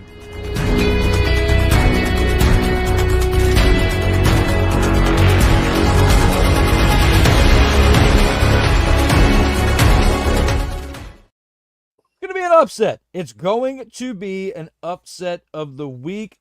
It's the second upset of the week because when the Packers beat the Eagles, that will be the number 1 upset of the week, as the 7 would beat the 2 and the 6 would beat the 3. And if this works out, based on the Easter eggs I was giving you in my last take, then the 7-seeded Packers would face the Lions, and the Commanders would get the winner of the Rams and the Vikings that we're about to break down here shortly. But that matchup, if the Commanders get that matchup, then they have a legitimate chance to get to the NFC Championship. Like it's more legitimate to do it by facing either the Rams or the Vikings in the next round than facing the Detroit Lions, because they're just going to smack you in the mouth. Because at least the division, if you win that game, is like your Super Bowl. Because when you get to the NFC Championship, the Lions are just going to smack you in the mouth and bite your kneecaps off. But here and now, I'm going with, just like you, the Commanders to beat the Buccaneers in this wild card matchup Sunday night. Not tomorrow night, is Friday, but here and now for Sunday night, we're going with the Commanders, as we've agreed with 4 out of 5 so far, with 1 more remaining. Hey, Who's giving them the business? And now to the final game of Wild Card Weekend will actually be Monday night, 8 o'clock p.m. Eastern Time, the final Monday Night Football broadcast that you can watch with Peyton Manning and his Forrest Gump-like brother, and the other broadcast with them with Troy Aikman. I'm glad I'm not the only one that thinks that. I'm always with the Eli Gump. Oh, man. As when it comes to Brother Gump and Peyton on there in their final Monday night broadcast of the year, we got the Vikings traveling to LA to take on the Rams. We are live right now on Friday night talking about this. They're VIKALAAAAAH. What do you think? Do you think the Vikings, I mean, it doesn't really look like an upset based on the wins that they have in comparison to the Rams this year. The Rams have 10 wins and they're in the playoffs. Do you think that the upset would be the Rams beating the Vikings at home? Or do you think this team that has 14 wins and established within the NFC is going to beat the Rams as the away team? Yeah, this is a toss-up because both these teams are very good.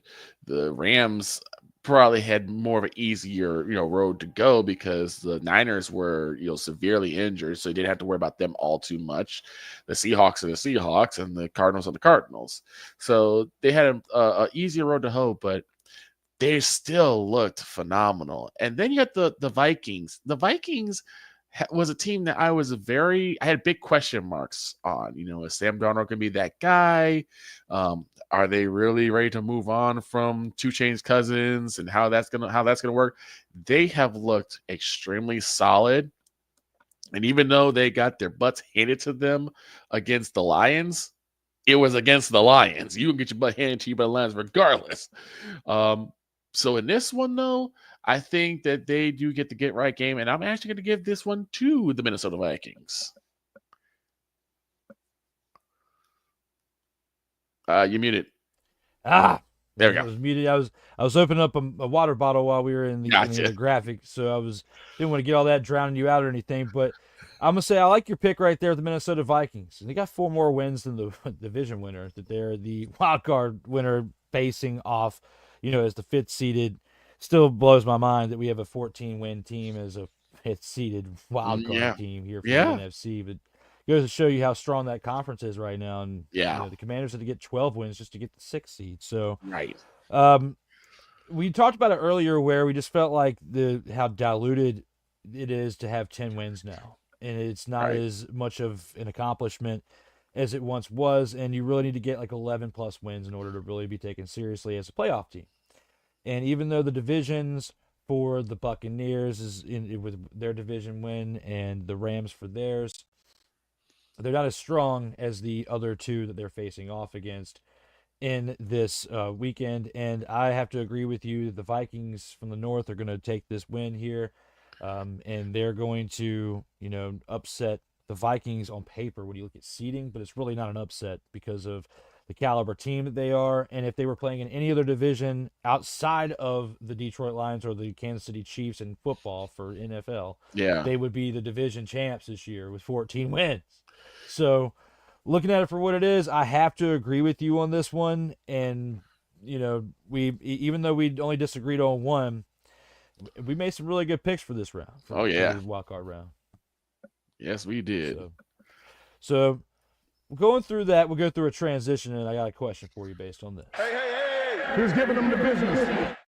When it comes to everything we just recapped of Wild Card Weekend, from this, who do you see as being a true contender with the Lions in the NFC Championship? Do you think if it goes the way that we called it, and you have the Eagles like you had called it, which was different than my Packers pick, you would have the Lions facing off against the Commanders next week, then you would have the Eagles facing off against the Vikings the next week. Yeah. We already know, the Commanders are going to get fed to the Lions. I'm going to just agree to that now. As much as we like the success they have had this year, I don't see them winning, and I would be highly surprised if they did. I would love it, but I would be highly surprised if they found a way to beat the Lions. If this happened in your scenario, whether it's between the Eagles or the Vikings next week in the division round to decide who faces the Lions, because that's who we're mutually going to pick in that situation. Who do you think wins that? Do you think it's going to be the Eagles or the Vikings in that case? Now that's going to be an interesting one because the Eagles have just looked like a dynamo, and again, I would love to see that Jahmyr Gibbs versus Saquon Barkley or Jared Goff versus whichever quarterback the Eagles will trot out this week or that week. But honestly, like it could be either one. And then with the Vikings, you get that rematch from Monday night, and possibly you have a more competitive game because the Vikings don't lay down for anyone, and they've shown that. But for me, I think it will probably be the Eagles, only because, again, it's going to come down to, does Minnesota have enough in the tank to outlast the Eagles? And I honestly say no. I am very worried. I'd be very worried if I'm a Vikings fan going against the Eagles. This would get hyped up as much as the Lions and the Vikings facing off for the division that night, because you got two teams with the same amount of wins facing off against each other. Very similar roads to this point. The Eagles fans are still pissed off about that pass interference call in the Super Bowl. I can't tell you how many times we've heard Cool McCain talk about it. And we've had discussions ourselves about that play and our thoughts on it, and how I disagree with his thought on it, but I digress. But I like where your thought is there. If it goes my way and the Commanders end up facing the winner of the Vikings and Rams, and it goes the way that we think with the Vikings winning, right? Do you think in that case, because it would be the, let me go back, the Lions and the Packers would face off if it goes the way that I called it, with the reversal of that. Yeah. And of course, the Lions are going to win that one. If it goes the way that I say it goes this week, with the Packers winning and the Commanders facing the winner of the Vikings and the Rams, which we say it's going to be the Vikings, do you think the Commanders have what it takes to beat the Vikings? That's the NFC Championship. That is lose to the Lions. But do you think that could happen? I think they have a much better chance than if they were going against the Lions. Yes, because I think again the Vikings are again kind of on equal footing with the Commanders, especially the up and rising offenses. So I could see them having a better chance. And honestly, I could say it would probably come down to maybe a field goal or maybe a late touchdown. But yeah, that one you can go either way. And I think the Commanders actually have Commanders have a much better chance taking on the Vikings and winning. They both have inconsistent defensive play, which is what I would be concerned about. And the one thing that the Vikings have over the Commies is they have consistent running with Aaron Jones. So right. I would say, it's going to be close, but that one would be a toss-up. But I agree with you. I think that the Commanders have a better chance of going a little bit further by still meeting their end game when they face the Lions. But I still feel like they have a better shot if it goes the way that I called it, the Packers beating the Eagles for the upset this week. Even though there's so many people out there claiming this is going to be rigged. And if the Eagles get to the Super Bowl and face the Chiefs, then I may be rethinking about different types of podcasts, because I would be pretty disappointed if we see the Eagles and Chiefs, and especially if it's very questionable again, either, if not both, because we saw it a couple years ago. I'd rather see Bills and Lions, so we're guaranteed a new Super Bowl winner anyway. Right. Kind of like what we saw recently with the World Series with Texas winning. Yeah. A couple of years back. So looking at it for what it is, I like our picks for this week. And we do have one more thing we got to touch up on before we get on out of here. We're going to take it to the Gridiron Scoop. So we got to talk about what happened this past Monday throughout this week and who are most notable ones for getting the cut during Black Monday.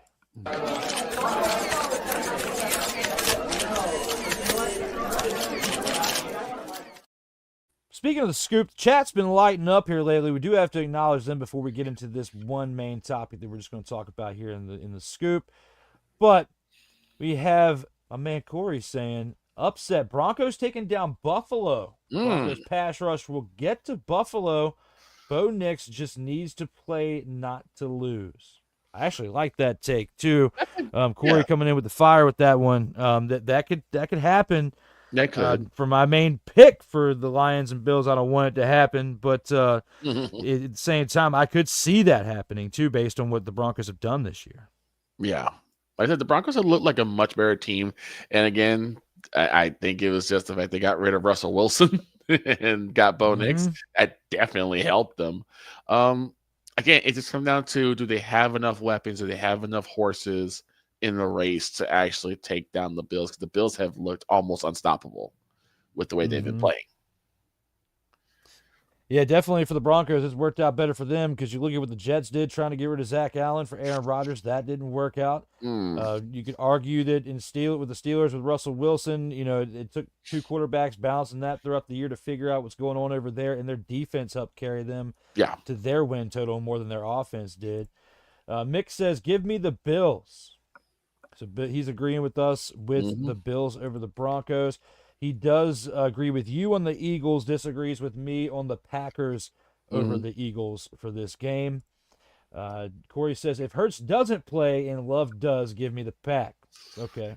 Yeah, that's going to be the thing. If Hurts does not come back in, it's Packers, because again, McKee looked really good, but he was looking good against pretty subpar teams. So it's going to come down to who the commanders are going to be. I'm talking about the ones that command the field, and that being Jalen Hurts and Jordan Love.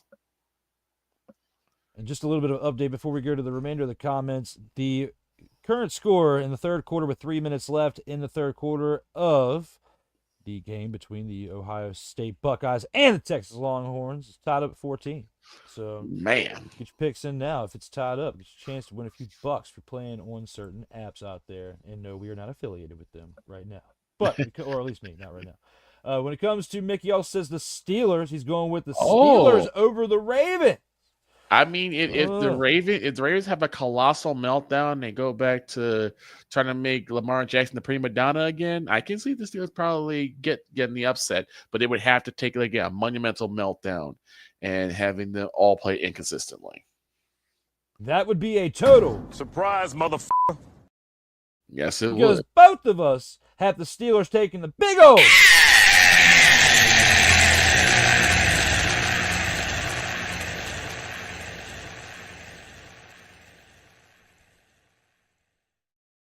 When it comes to your choice of the Steelers there, Mickey Delaney. Hell to the no, to the no, no, no, no. Hell no, no, to the no, no. Because when it comes to this. You guys want to hear a fucking story? Story is this. If you're a Steelers fan, you are this right now. Oh, you're fucking scared! Yeah, you're fucking scared, man! It's time for you to do this. Guess what? Shut up. You'll be on a fucking plane. Oh, no! Because even Sammy's joining in, saying this. English, motherfucker, do you speak it? Now, acknowledge me. This shenanigery is brought to you by Sertoba Media, where the struggle is real to be awesome. And there it is. Saquon can run all over the field. If you can't score, doesn't matter how many rush yards you get. That's true. That's true. But he can find the end zone. He's been shown to do that. He can. I really want it to work out in the favor of the Packers at the face of the Lions. I know. In the next round. But, if our pick goes right for the Commanders winning, we want the Packers to win. Well, the Packers went against the Cowboys in the wild card, and look what happened there. So the Packers do have that wild card magic. So I'm not counting them out, but it's going to come down to see if they can stop that onslaught. I'm telling you, man, they have been my sleeper team this year, and you cannot sleep on them. Like, that's why you need to look out, because you look the other way just 1 second. Packers are going to take that dub. That's the way I feel about this one. And Mickey says the Chiefs. Chiefs are winning this one. The refs will be in their pocket. They will be okay. Out here in these streams. And apparently, because of my pick with the Packers, I am smoking weed. That would be an insult back in the day, but I think it's now more of a pat on the back. Now, when it comes to that, my picks, they have been more in the positives than in the negatives this year. Go back and watch all the episodes, and if you tally up all the records, I've been pretty on point. Ask my man Hawk. My man Hawk would come on here and tell you if we ever get a chance to get up on this platform, but he'll tell you because he tells me at work all the time. Mick says the Commanders. He agrees with me right here on the Commanders, and he agrees with you. Corey says the Commanders better whoop the A out of the Uggs.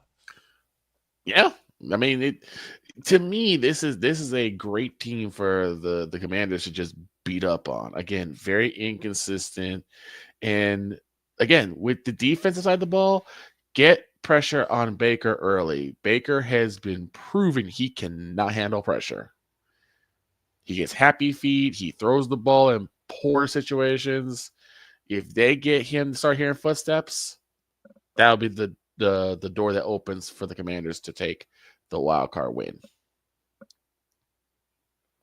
I agree with you there, my man. Definitely great words from both. Corey, even got to give props to Mick on that one when it comes to going from telling me that I smoke weed and then now giving me props. Yeah. And I'll come back with a Yippee-ki-yay, motherfucker. and follow that with one more clip for this. You like that? You like that? Just don't be a fan of Okay. and we'll be all right. All right. Don't want to deal with any bronzesexuals on here, as what Snowman Oh, call them. God, you do not want to deal with them. I deal with them. It ain't fun. You got time for them, brother. Nope, got no time for bronzesexuals up on here.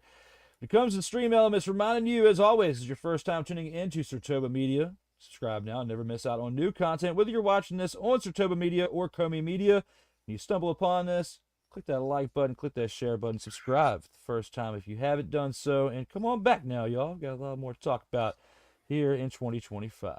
Sick Diggy made it. Says, what's good, everybody? Came on back. As you know right now, holy expletive. It's like, what, almost 5:30 in the morning over there in Norway. Yep. It makes our show international and on our platforms between myself, Cole, and all of y'all on the Snowman crew.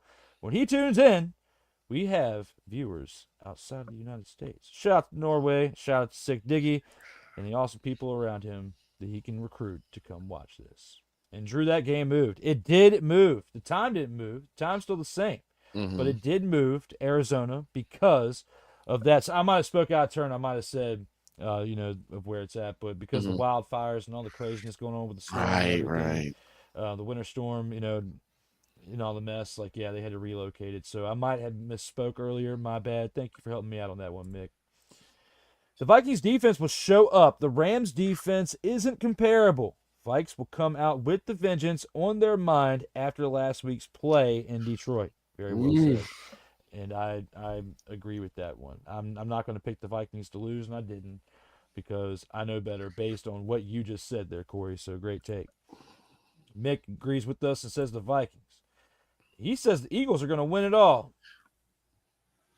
Planes are both doing drugs. He thinks the Eagles are going to win it all, man. If anybody's going to win it all, and they're going to call it right now, it's going to be the Chiefs. It's going to be the Pockets.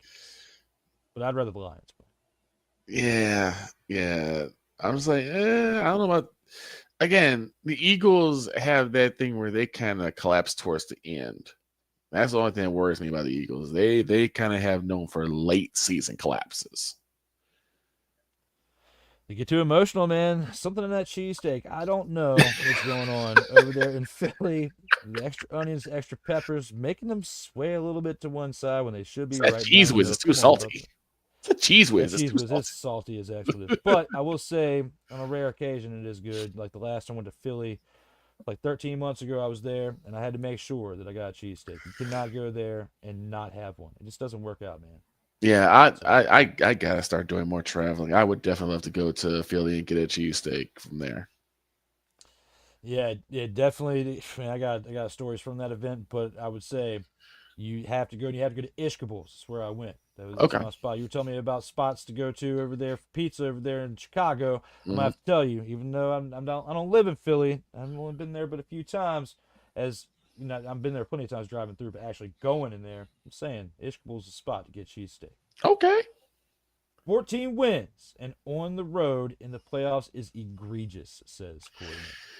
Yeah, it is kind of weird. It's kind of weird. 14 wins and you're in the wild card, and usually 14 wins and you're a champion. You're a division champion. Oh my brother, testify. So it just shows you how crazy this season. That's what I said. This playoff is gonna be a wild ride, and I'm all for it. Absolutely is. But you know what's even more egregious than this situation? Going back to basketball, having 20 wins and 16 losses from Okay. There it is.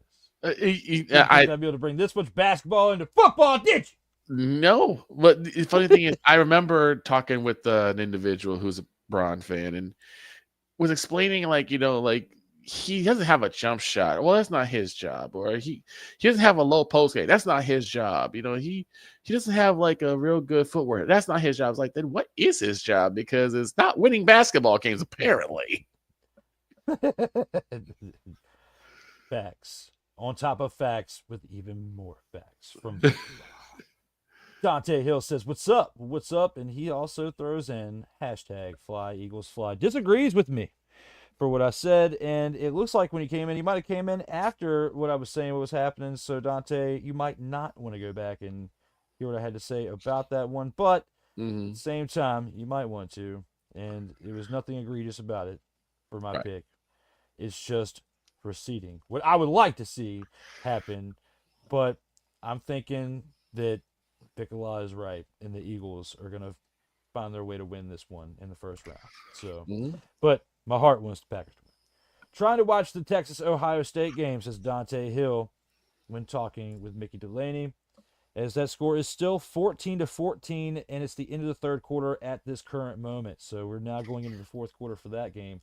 The Eagles will beat Love is hurt and Christian is hurt. Yes. I did not know that Christian was hurt. Love is hurt, yes, Dante, but he has been medically cleared to play in this game. As a report as recently as about 90 minutes ago, he is cleared to play in the game this weekend. We will see Jordan Love in action against the Eagles.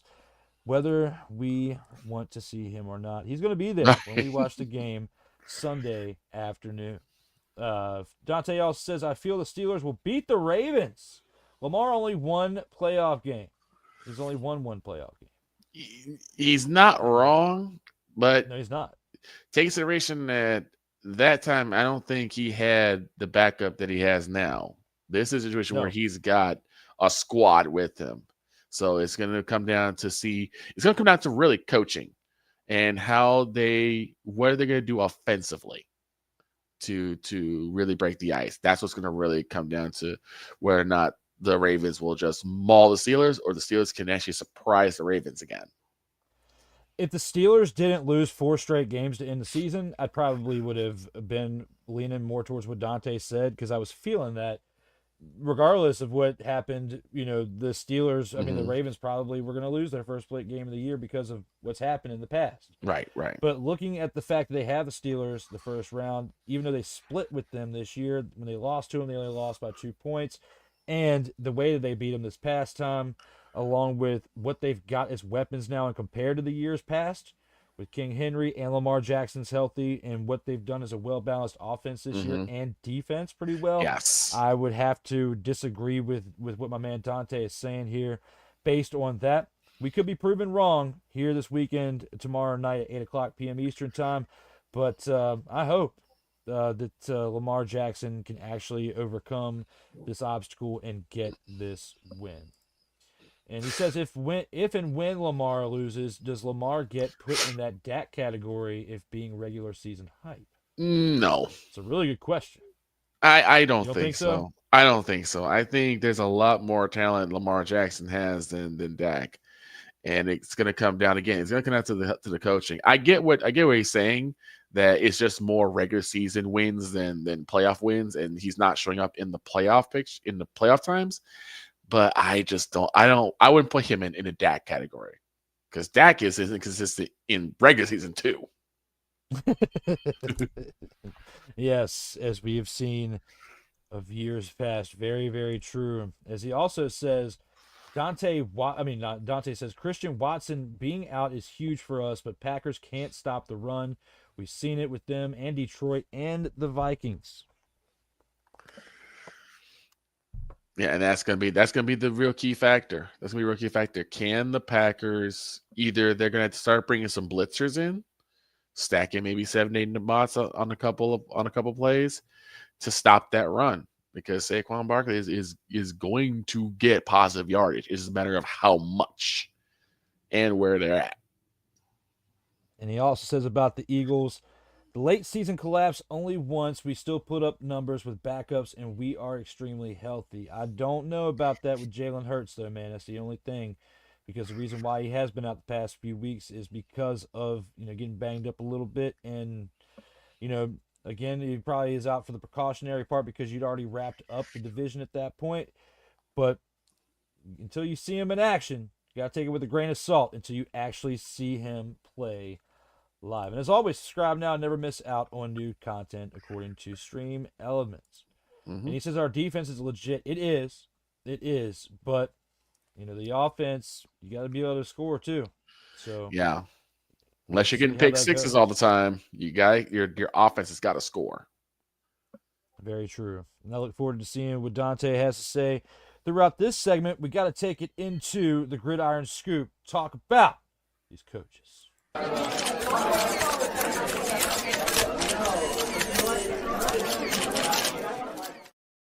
So this past week in the NFL, the one holiday that nobody likes to celebrate, because it definitely feels like a holiday. You have holiday shopping for Black Friday, and now you have NFL Black Monday.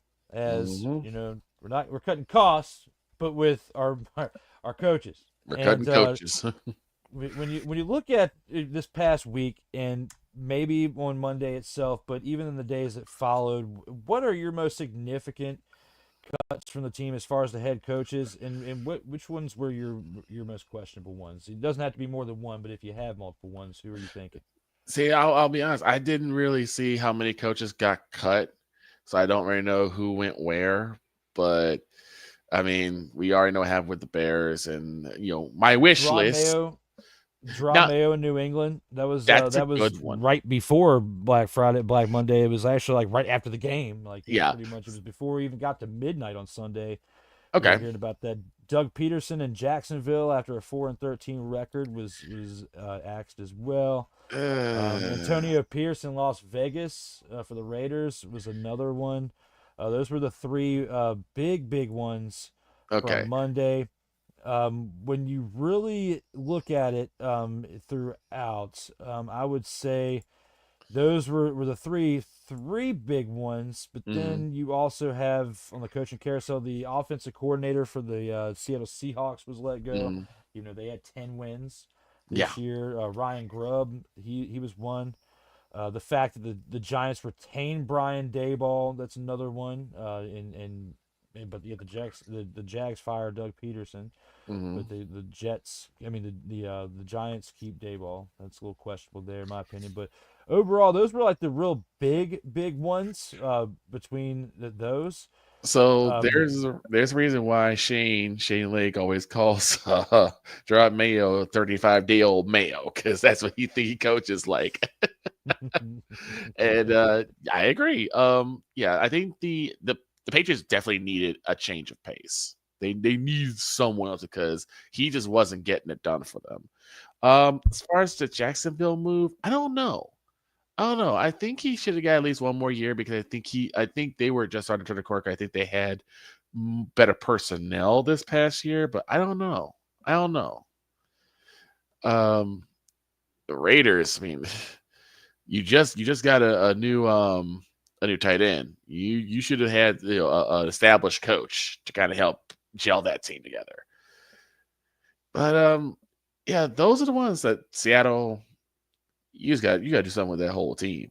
Seattle is purgatory for a reason.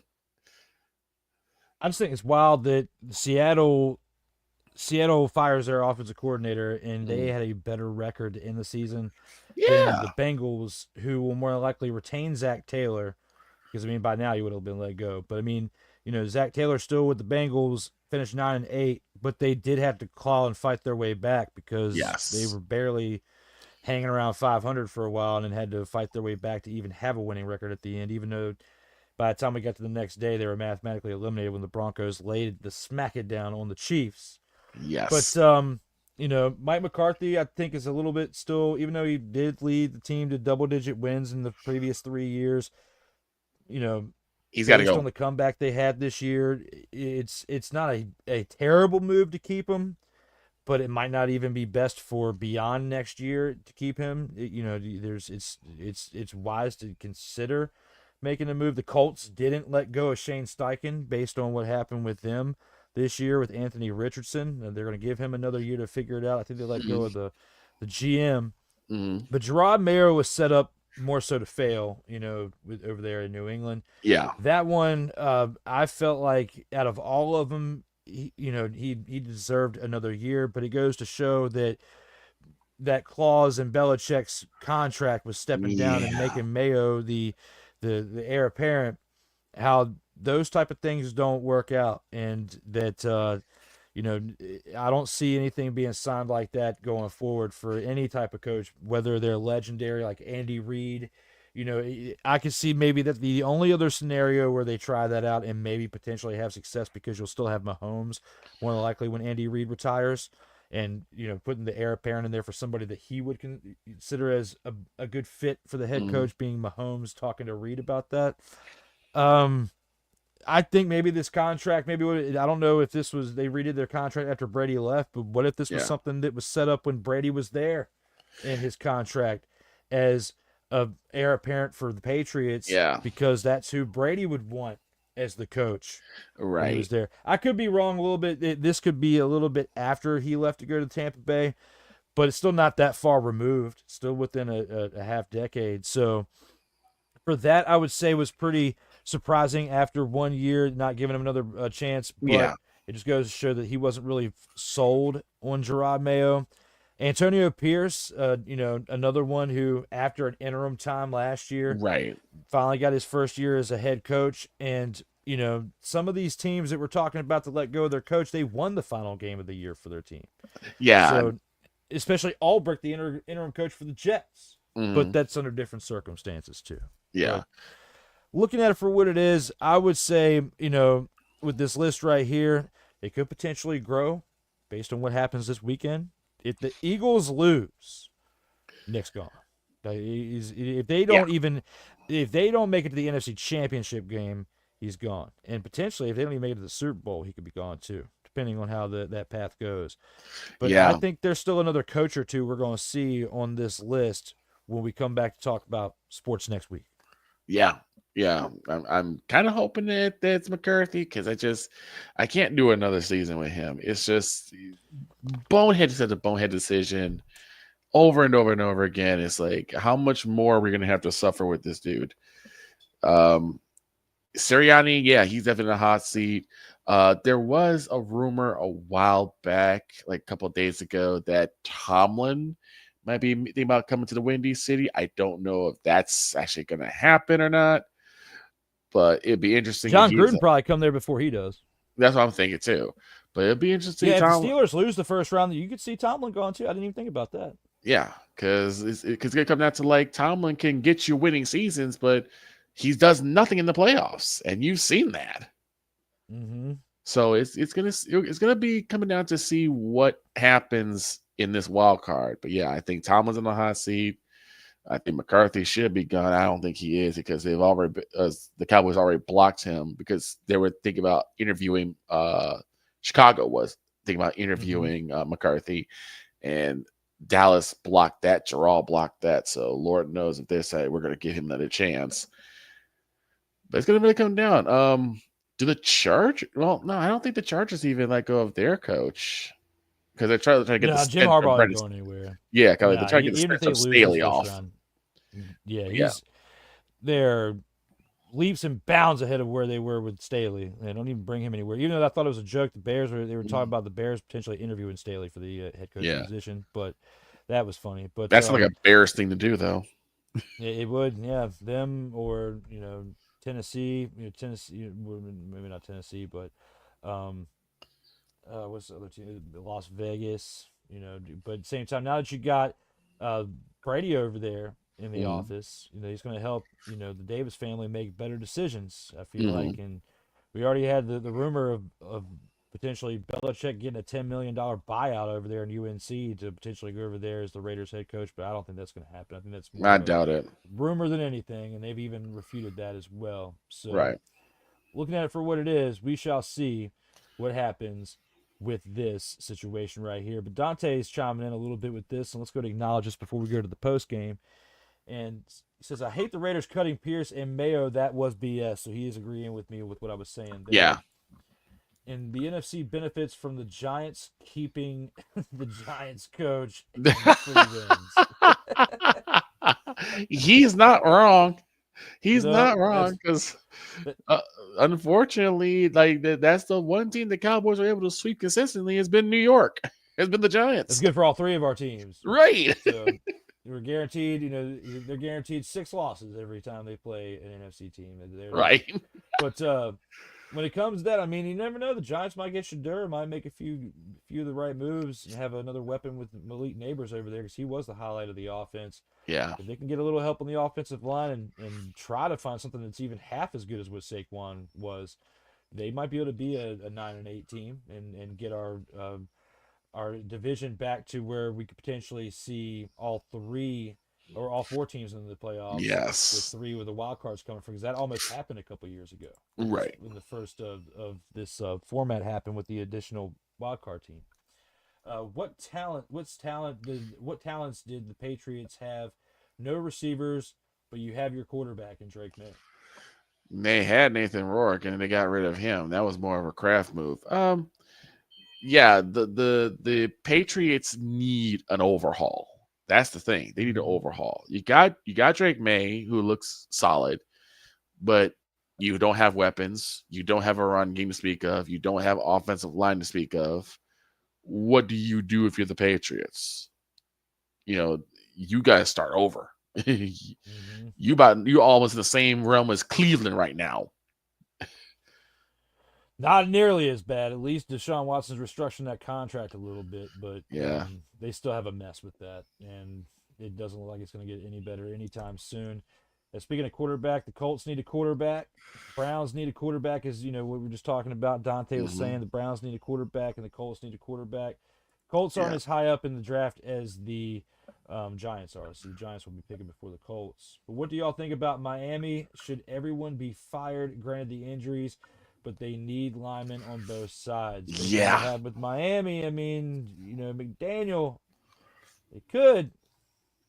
I wouldn't be surprised if we see something next week, but then that's still. I wouldn't either. If you were going to do it, I feel like you should have done it already within the past few days. Yeah, you probably should have done it after that loss to the Jets. If you're going to do that, you might as well go ahead and let him go from there, because the problem again with the Dolphins is it's going to get to the same question of, are you going to move on from Tua because of all the concussions he's had and all the injuries he's had? Are you going to move on from him? And if so, who do you move to? Because you don't have anybody right now.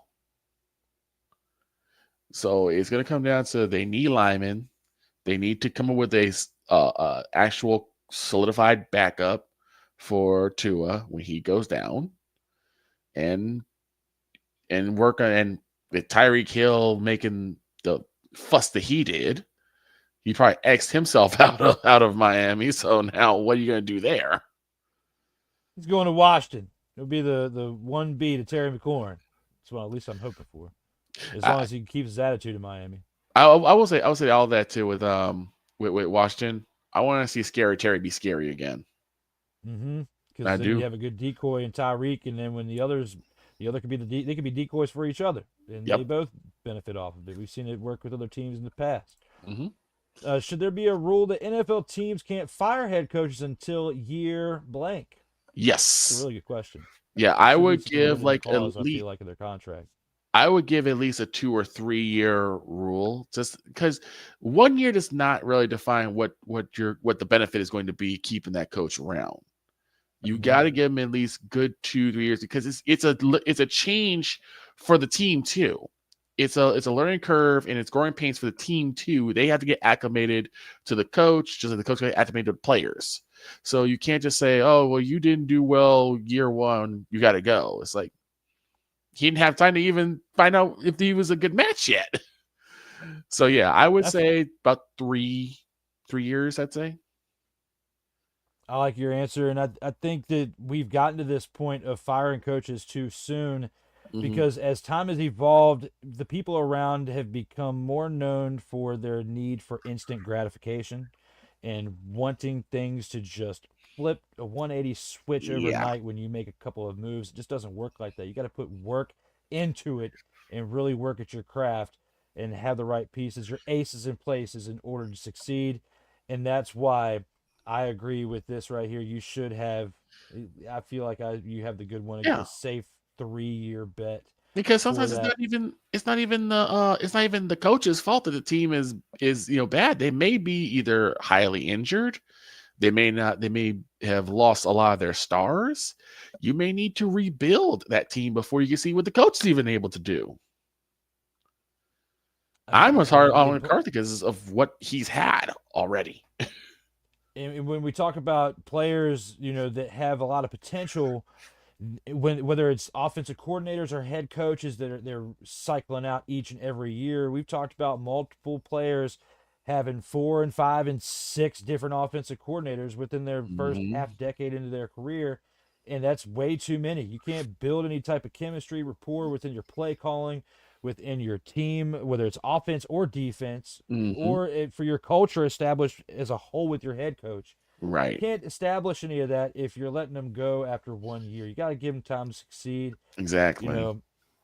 I'm more disappointed in the Raiders letting go of Antonio Pierce this fast. Yeah, because I was too. Tom Brady came in and is the head coach, and Antonio Pierce was part of that first New York Giants team that beat Tom Brady in the Super Bowl when he was going for that perfect season and won. So there could be some animosity there from Antonio Pierce being a part of that team that dethroned the perfect team.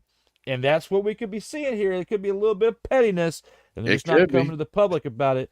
But, I mean, based on the job that AP was doing, the players in a very similar fashion with other teams, like the Cowboys still playing for McCarthy, even though they had a better production of a record.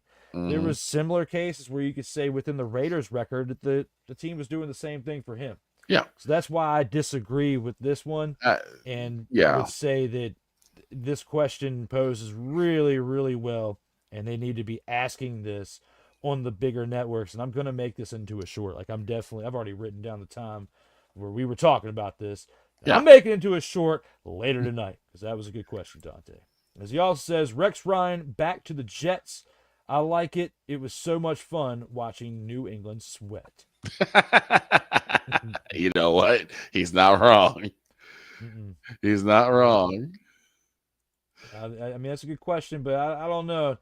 I think Rex Ryan gets back into coaching, but I don't think it would be best for him to go back to the Jets. I think they're too expletive. Put an F in there. You know exactly what I'm talking about. At the end. I think there's too much of that in order to fix it with him. It's kind of like with Miami. They need an overhaul. Need somewhat of an overhaul because you're not going to be able to run that Devontae Adams, Aaron Rodgers train for very much longer. We might be seeing the last year of Aaron Rodgers' career. Very, very possible. Although he's so close to Brett Favre now with getting those 4 touchdowns in that game. He's only like a handful of touchdowns behind passing Brett Favre on the list. You know the animosity there. I think he's going to make a play to try to come back for 1 more year just because he needs like 5 more touchdowns to surpass Brett Favre so he can be ahead of him on the list. I can see him coming back for 1 more year. I could also see him hanging it up too based on the way this year went. But at the same time, if you have an opportunity, maybe not to go out as a Super Bowl champion, but to go out with a respectable team and finish with statistics that are respectable for your final season, like what Tom Brady did, even his last year when his numbers dipped from the year before when he had like 5,000 passing yards as a 44-year-old, Right. he still had respectable numbers at 45. And Aaron Rodgers was finally getting back into his groove throughout this season. So the second half of the season, which is why we saw him as mobile as he was in that final game for that 500th touchdown. So, but on this one right here, Dante says it's crazy that there are really 2 quarterbacks in this year's draft class with Cam and Sanders. Everyone else is trash. Do you trade for Fields, or pretty much who do you pick up on the free agent side? I don't know. I mean, do you trade for Fields? I personally wouldn't. I mean, No. because with everything that he's been through, again, the injuries he's had, he really lost a lot of momentum in his career when he in his stint with the Bears. You almost say that it ruined him because he didn't have any type of protection. He got injured multiple times. He got sacked multiple times. And that can really alter how a quarterback plays. So is he still that guy that you would get behind? I mean, the Steelers were basically using Fields as just, short distance runner for first downs. So you weren't really using for his arm. So, but you're right. This draft class is not a QB heavy one. It's not for QBs. And Quinn Ewers still has another year of draft. I mean, of college eligibility. There's talk of him transferring in the portal if he doesn't stay at Texas because Arch Manning has been promised that he can have the reins, and especially if they lose to the Buckeyes tonight, as they are down 21-14 at this current moment in the game. Although Quinn Ewers does not have any turnovers, he does have 272 passing yards in this game with 5 minutes left. And the Longhorns are going down the field with the ball right now. Dante says he appreciates us for answering all these questions and going through this, and we appreciate you for bringing the comments. Yes, indeed. Giving us extra things to talk about within the platform before we get on out of here. He says, where does Mike Vrabel go? I like Chicago. I think because he recently interviewed with the Patriots, he's going to make his way back home to New England. He was recently inducted into their Ring of Honor. And in 2023, when he was let go from Tennessee, they gave him the honor in New England because they could at that point. And I feel like he goes back home because his style would fit within what Robert Kraft is trying to establish, again, within what the old ways were, but with a new spin on it. And I like what Vrabel was doing in Tennessee. I just didn't like that he was doing it in Tennessee because, like Cole, I hate them. Because they're the foilers. The foilers. Oilers. You put an F on the front of it for fake. They're fake Oilers. They are foilers. The Tennessee Foilers. That is who they are. They are not Titans. They're not even Oilers. They're not even the team from Houston anymore. They are foilers. They are foilers. Yes, indeed. And also Chicago has lost a lot of appeal. It does not seem like the place people want to go play, go coach. It does not have that appeal, and that's because, again, starting at the top, it's like, you got to deal with Virginia McCaskey, you're going to deal with people who don't really know their stuff about football, and that's going to be a very big problem for any coach that comes in. And we'll answer one more, and that's a really good way to come back with that there, my man. He says, so the Eagles are almost guaranteed to lose Kellen Moore to the Saints. Where do you think that he should go, or do you think that he should stay? I think that, if my prediction goes the way that it does there, Dante, and I know you don't want to hear this because, I predict the Packers to win. And everybody could be laughing on the other side, maybe not. But if it does happen, if the Eagles lose, whether it's the wild card round or they lose in the division round and don't even get to the NFC Championship, Nick is gone. And I can see Kellen Moore replacing him because of what he's done with the offense and would fit better within the Philadelphia play calling style. If he gets the opportunity as a head coach, it's going to be in-house, and it's going to be because Nick screwed it up for himself, getting too emotional, chapping back at the fans when he should have been spending more time focusing on managing his team. Yeah, that's what I'm thinking too. I think he stays, and I think he'll probably get the headset over Sirianni if that meltdown happens again. So if it does happen, I think that Kellen Moore takes the headset. Definitely great discussions that we had within the Gridiron Scoop there, VIKALAAAAAH. We got one last thing to take it into, and that's pretty much our final word within the show. and that's where we like to take that to the post game. As long as it's one. That's great. I love it. Here at the post game, we give our final thoughts, rounding out the show. And we have to start it off with our guest there first. That is VIKALAAAAAH with his final words. So I am just, I'm over the moon of being able to be on here because I've been wanting to do this for a little bit. I am so very thankful. And I've been thinking about what I should be thankful for. And that's, of course, my life, my family, the people that I meet, of course, Sensei Drew, my man Snowman, the EP of all EPs, Cole Johnson, Wise, Cool, and Coach, all those guys. You guys have helped mold me into becoming better at this wonderful thing I'm doing.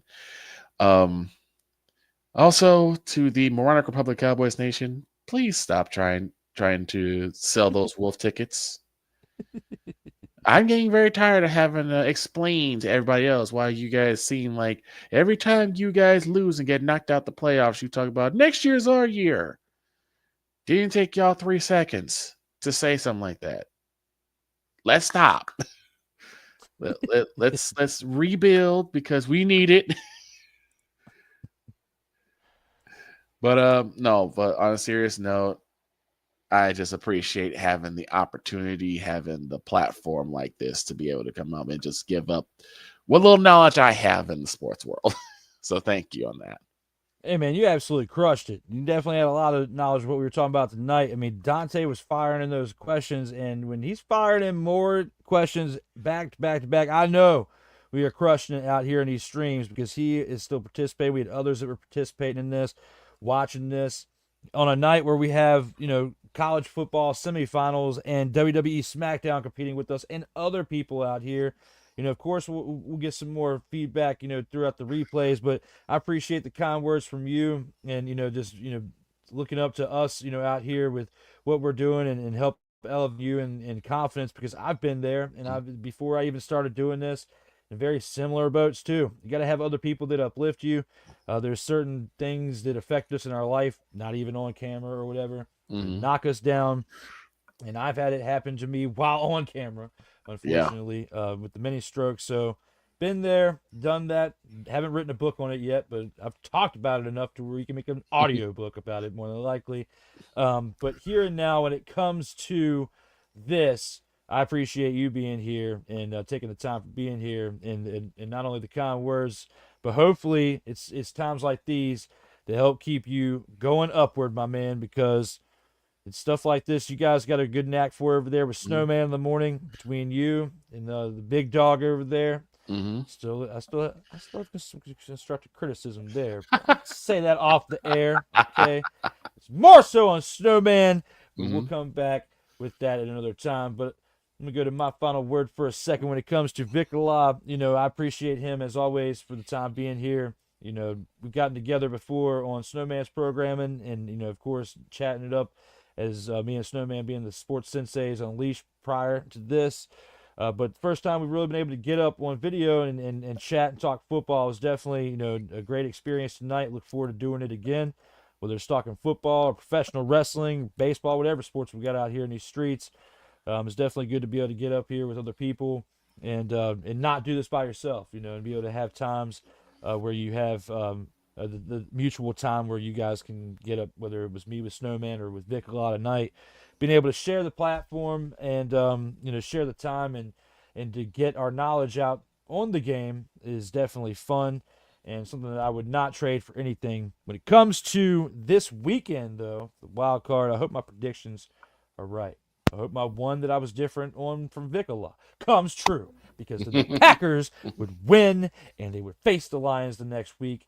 And you already know the other part of it because I've said it like 74 times. But what I will say here and now is when it comes to football, the fact that the regular season is over, there's only a few more dumpster Pelican teams that squeaked into the playoffs that we're going to have to watch. But after this weekend, we will have straight up really good football, I believe. in the division round. You might see a lopsided game or two this weekend, but don't lose hope. It's going to get better from here. This is the first episode in a month or two that, no, actually, that back. The Snowman, that was the first one. But still, there's very few Total Football Extra episodes that not only made it to an hour, but let alone 2 hours. So shout out to VIKALAAAAAH for being able to hang with me and talk football and be here for this. We went from pizza to football to Yo Kang to back around the circle to the end for the outro, as we only have one more thing left to look at. And Dante says before we get to that one more thing left to look at, he says, great guest, come back, please. Wants VIKALAAAAAH to come on back. So that's high praise. Thank you, Dante. That's from an Eagles fan to a Cowboys fan, brother. So you know that he's definitely enjoying what we're talking about out here in these streams. But VIKALAAAAAH loves it. I love it. We'll get it done at some point here in the near future. But with that being said, we only have one more thing left to look at from the EP of all EPs. That is one badass outro from VIKALAAAAAH, Victor Locke. I am Drew Willingham. Everyone, as always, stay safe out here in these streets.